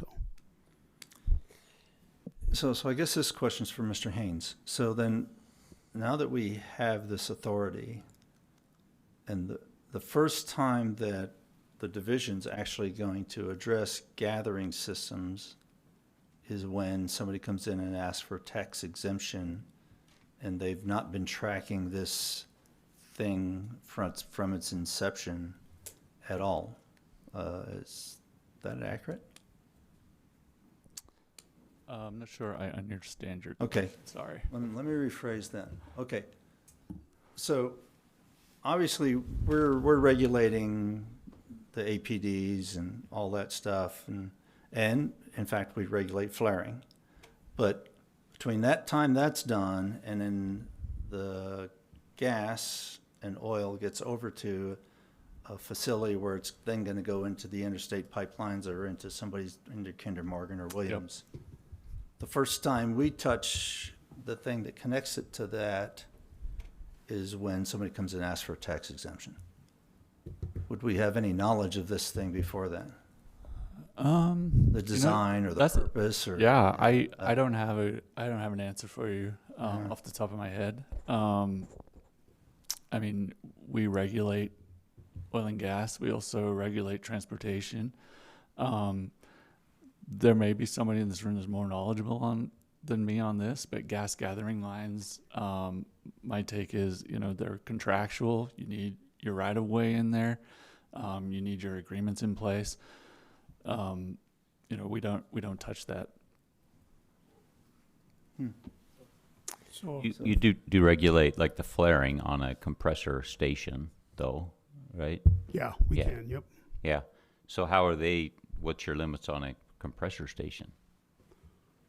Is that a oil well, or is that a? So we don't. I mean, we do the flaring on it. I know in the past, just as an inspector, DEQ takes care of most of the stuff, or air quality would, DAQ would take care of most of the stuff at those gas gathering places there. I know we don't have specific rules what we would regulate there. I'm not sure if that's in the works. I can't remember. But I know that we were working on some stuff, working towards that way. So yeah, as far as those, the only thing we regulate is the gas flaring on that. And normally, we're getting nuisance calls when them are going on, and so we go and make sure that they have a permit from Oil, Gas, and Mining to be able to flare that amount of gas. So on the gathering systems, if they're not regulated by anybody else but division, is that true? You mean like oil and gas, the gathering line itself? The gathering system itself, can multiple operators put into the same gathering system? Does anybody oversee that? I don't know. Normally, the gathering system is for the wells for that gas to be sold from those locations. That's what that gathering line for is to gather that gas to be able to go down line to be sold. So I don't know. I can't answer that honestly myself. So, if I'm following correctly, we start to produce gas. If there's not enough gas for it economic, you flare it. If flaring is too high, then you try to sell it to Kinder Morgan or whoever it is.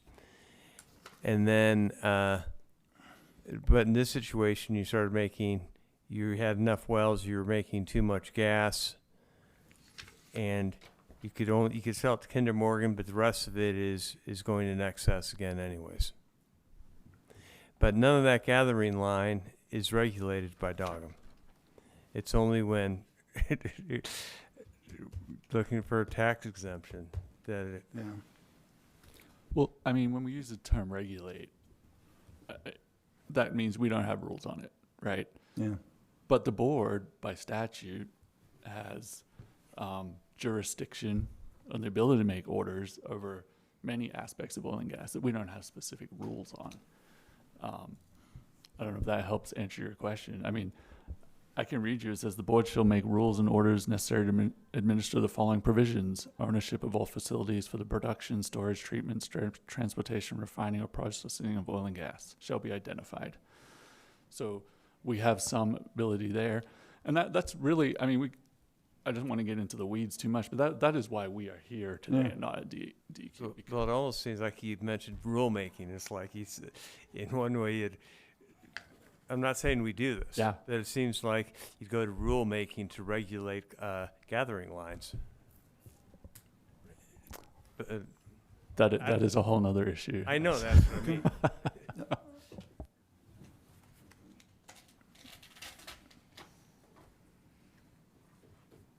So yeah, primary purpose is what we're trying to figure out here. And I'm trying to think of another question that would help us decide whether the primary purpose was to prevent pollution, or is it to prevent waste and for natural gas and for sales.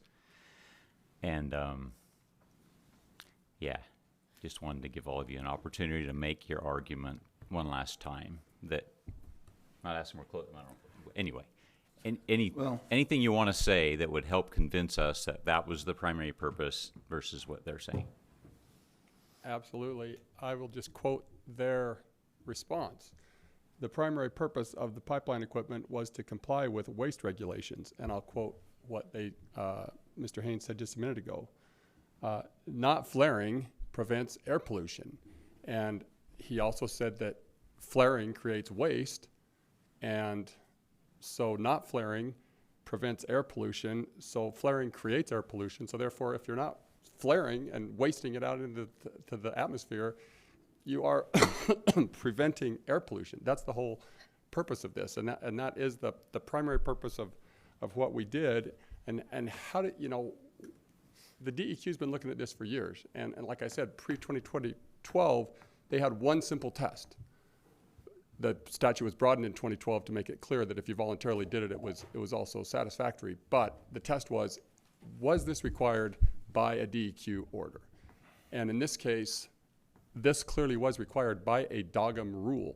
The whole reason they put this line in was because DOGM's rule says you can't flare. Otherwise, they'd have just flared. But for their moral compass that they talked about, but otherwise they'd have just flared this. But because of the DOGM rule, they said, no, we have to spend this $50 million so we can keep operating. So it's a pretty simple, straightforward analysis of, was this mandated by the government? Therefore, the 1973 legislature said, we shouldn't put a 7% tax on top of this because it was mandated by the government and they had to spend all this money to comply with the anti-flaring rule. A couple of other quick points. Number one, it's not going to open Pandora's box. This is very rare. I think the reason you haven't seen it before is because it's probably highly unusual. Somebody's producing enough that they go over and above those allocations of Kinder Morgan or Williams. Usually I think people can find a place to get their gas on the interstate pipeline. But where they had so much that it wasn't allowed within those allocations, they had to find a place to put it. They didn't want to shut in their wells, so they just kept producing, and then because they couldn't flare, they built this gas line for $50 million and kept it going. But it's not Pandora's box. There's a reason you're not getting inundated with these requests because it's highly unusual. I haven't ever heard of it before. We may never hear of it again. This might be the only circumstance where this actually happens. I don't know. I don't know the answer to that, but just the fact that you haven't seen it, DEQ hasn't seen it, these guys haven't seen it, I haven't seen it, and I've been practicing in this area for 30 years, suggests it's probably a pretty unusual circumstance when the anti-flaring rules cause somebody to build a gas pipeline like this. And then... No, I think we're going to see a few of them if we grant this. So yeah, it is opening Pandora's box, but here we are. If they call me and ask me, I'm going to ask them the same questions I asked these guys. Why'd you do it? Was it because of the anti-flaring regulations, or are you doing this to generate a profit like most every gas pipeline does? People are out there building gas pipelines every day because they want a return on their investment. They want a return of their investment. They're going to make money. That's what makes the economic circle go. And there's all kinds of pipelines that do. This one, it's not one of them, which is why I told them I would make the application because this feels and smells to me just like the low NOx burners in a power plant, just like the solar pumps in a gas field, just like the water disposal lines in an oil and gas field. You still make money in those fields, but you make less money because the government makes you do something to prevent air or water pollution. That's the definition of preventing air or water pollution. Okay. Do the water disposal lines come back to us for recognition whether they are tax exempt or not? Yes, if they're tied to a water pollution control facility, they can be included. And are they generally included? Yes. Okay. And can you, in your workings, can you draw a distinction, or can somebody educate me on your ideas on whether the company, say XCL, is going from their well sites to their central processing facility, and then what Kinder Morgan or Williams or another party that's clearly taken to interstate commerce, do you guys see those definitions clearly? Can you sense those in your deliberations on what should be tax exempt and what shouldn't be? I mean, that's hard to answer. We just saw it as a gas sales line. Mm-hmm. Okay. Would Yeah. could you remind me when this pollution control tax act went into effect again? The year that went into effect? As far as the division taking over, 2024. 2024. And when was the asset sold? October 2024. Okay, so right now you're asking for this exemption on an asset you don't own right now. Correct, which is pretty typical in the oil and gas fields. These things change hands quite often. They extended the statute of limitations on pollution control from 3 years, which is what it is for every other sales tax exemption, to 6 years, knowing that it would take a lot of time to get these things certified by the DEQ and now DOGM. So this is pretty normal in my experience. Mm-hmm. Wow. Okay. Yeah, go ahead. Well, we still need to go to closing arguments too. Yeah, just I know that we had, the discussion was earlier, but just so that it's more clear in my mind. So you sold the asset, and the pipeline was part of the sale of that asset? Yes. Did the company recoup all of the $50+ million that they spent? The witness testified that they just got one lump sum amount for the entire thing, and there's no breakdown for the. He didn't have a breakdown for the various components or assets of it. But as I indicated, every economic enterprise out there has value and makes money. But when you have pollution control, it makes less money and has less value than it otherwise would have.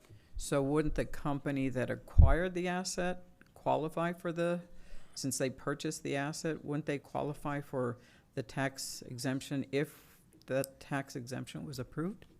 Only if they paid sales tax, and because that's what we call an isolated and occasional sale. If you come in and buy all the assets of another business, then that's an isolated or occasional sale. That's not subject to sales tax in the first place. So there was no sales tax paid when XCL sold it to SM. The only reason we're here is because XCL had to pay sales tax when they spent this $56 million to build this pipeline. They had to pay sales tax on all those purchases of pipe and whatever else. And so that's the only time this would ever be subject to sales taxes, on that original purchase. It could be resold 50 times and there would never be another sales taxable event. Okay. I think somebody else down here had a question. Okay. Any more? Okay, so let's go to closing then, please. Okay. I just basically made my closing, but I'll just reiterate a couple of points. The state's witness indicated that they denied this because the gas was for sale. But not all gas pipelines are created equal. Yes, many, probably most gas pipelines don't qualify because gas is for sale, and it's not the primary purpose to prevent air pollution that gas pipeline was built. This one is. It's the only one I've seen. Maybe there will be somebody else that comes forward and asks on the same basic facts. If they do, they should get the exemption, because the primary purpose for which they would purchase their pipeline, if the facts are the same as these, is the prevention of air pollution. And the division agreed with us when they said the primary purpose of the pipeline equipment was to comply with waste regulations. That is exactly our point. We agree with that. And that is the prevention of air pollution, and therefore this qualifies. And we think it's a pretty simple, straightforward analysis. Okay, Mr. Haynes? Thank you. As indicated, we were here to present to the board our understanding of the Pollution Control Act and our role in certification there. And I just wanted to make it clear, again, the issue we have is with the definition of freestanding pollution control equipment, and it has to have a primary purpose, okay? But in saying that, equipment can have many purposes. Property that serves pollution control as its chief function, even if it also operates or provides some operational benefit, would satisfy the primary purpose requirement. But property acquired primarily for production or sales or operation efficiency that happens to reduce pollution as a byproduct would not. In the instant case, we have many gas lines that were indicated they were installed for gas gathering, and they were moved into the sale of commerce. And these gas sales were made, it was indicated, to avoid flaring. Well, flaring is, as we talked about, it's 1,800 MCF per well, which is not a lot of gas. But the sale amounts, we were told, were much, much higher. So again, you have to ask yourself, was this the primary purpose of these lines? Gas sales with the ancillary benefit of pollution control? Or were these just for pollution control and there was a small benefit of some of these gas sales? And this is, I'm laying this out for you because this is the same question we had to ask ourselves when we were looking at this. And so with that, I've given you the division's position. We're not here to be combative or argumentative over this issue. We're just here to explain where we stand on this issue. So thank you. Yeah. I don't think we're being combative either. We're just trying to figure it out. How you guys, the first time you touch a gathering system is when they come in and ask for tax exemption. That doesn't seem like the right time to start having jurisdiction over something. But anyway, in my mind. Board, do we have any other questions? I think we're going to have to go deliberate on this for a little bit. What is it, 2? At least 20 minutes. Half an hour? So come back at 2:30? Oh, wait a minute, which watch? Yeah, let's come back at 2:30 and we'll see if we can wrap this up. Thank you. Thank you.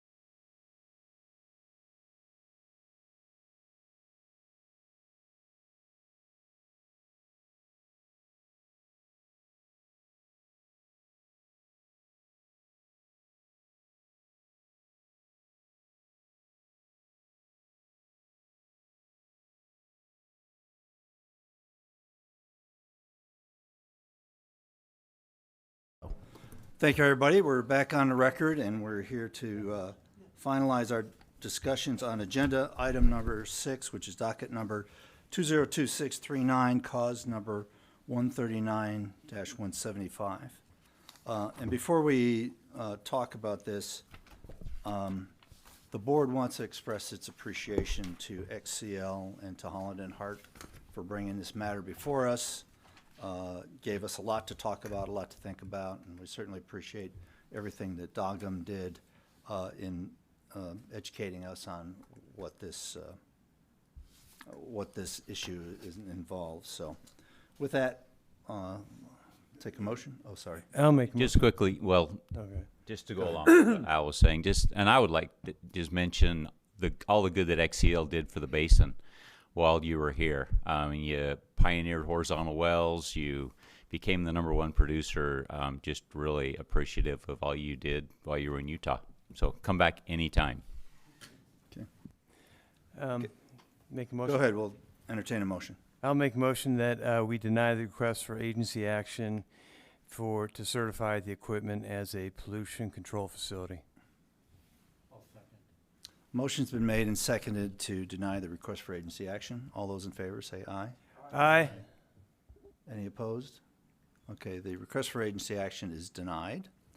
Board counsel will write the order, and we'll have some explanations within that order.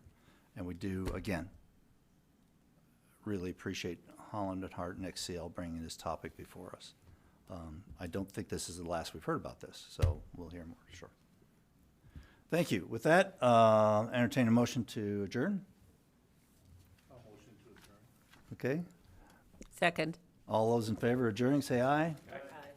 Any opposed? Say nay. Okay, thank you very much. We are off the record.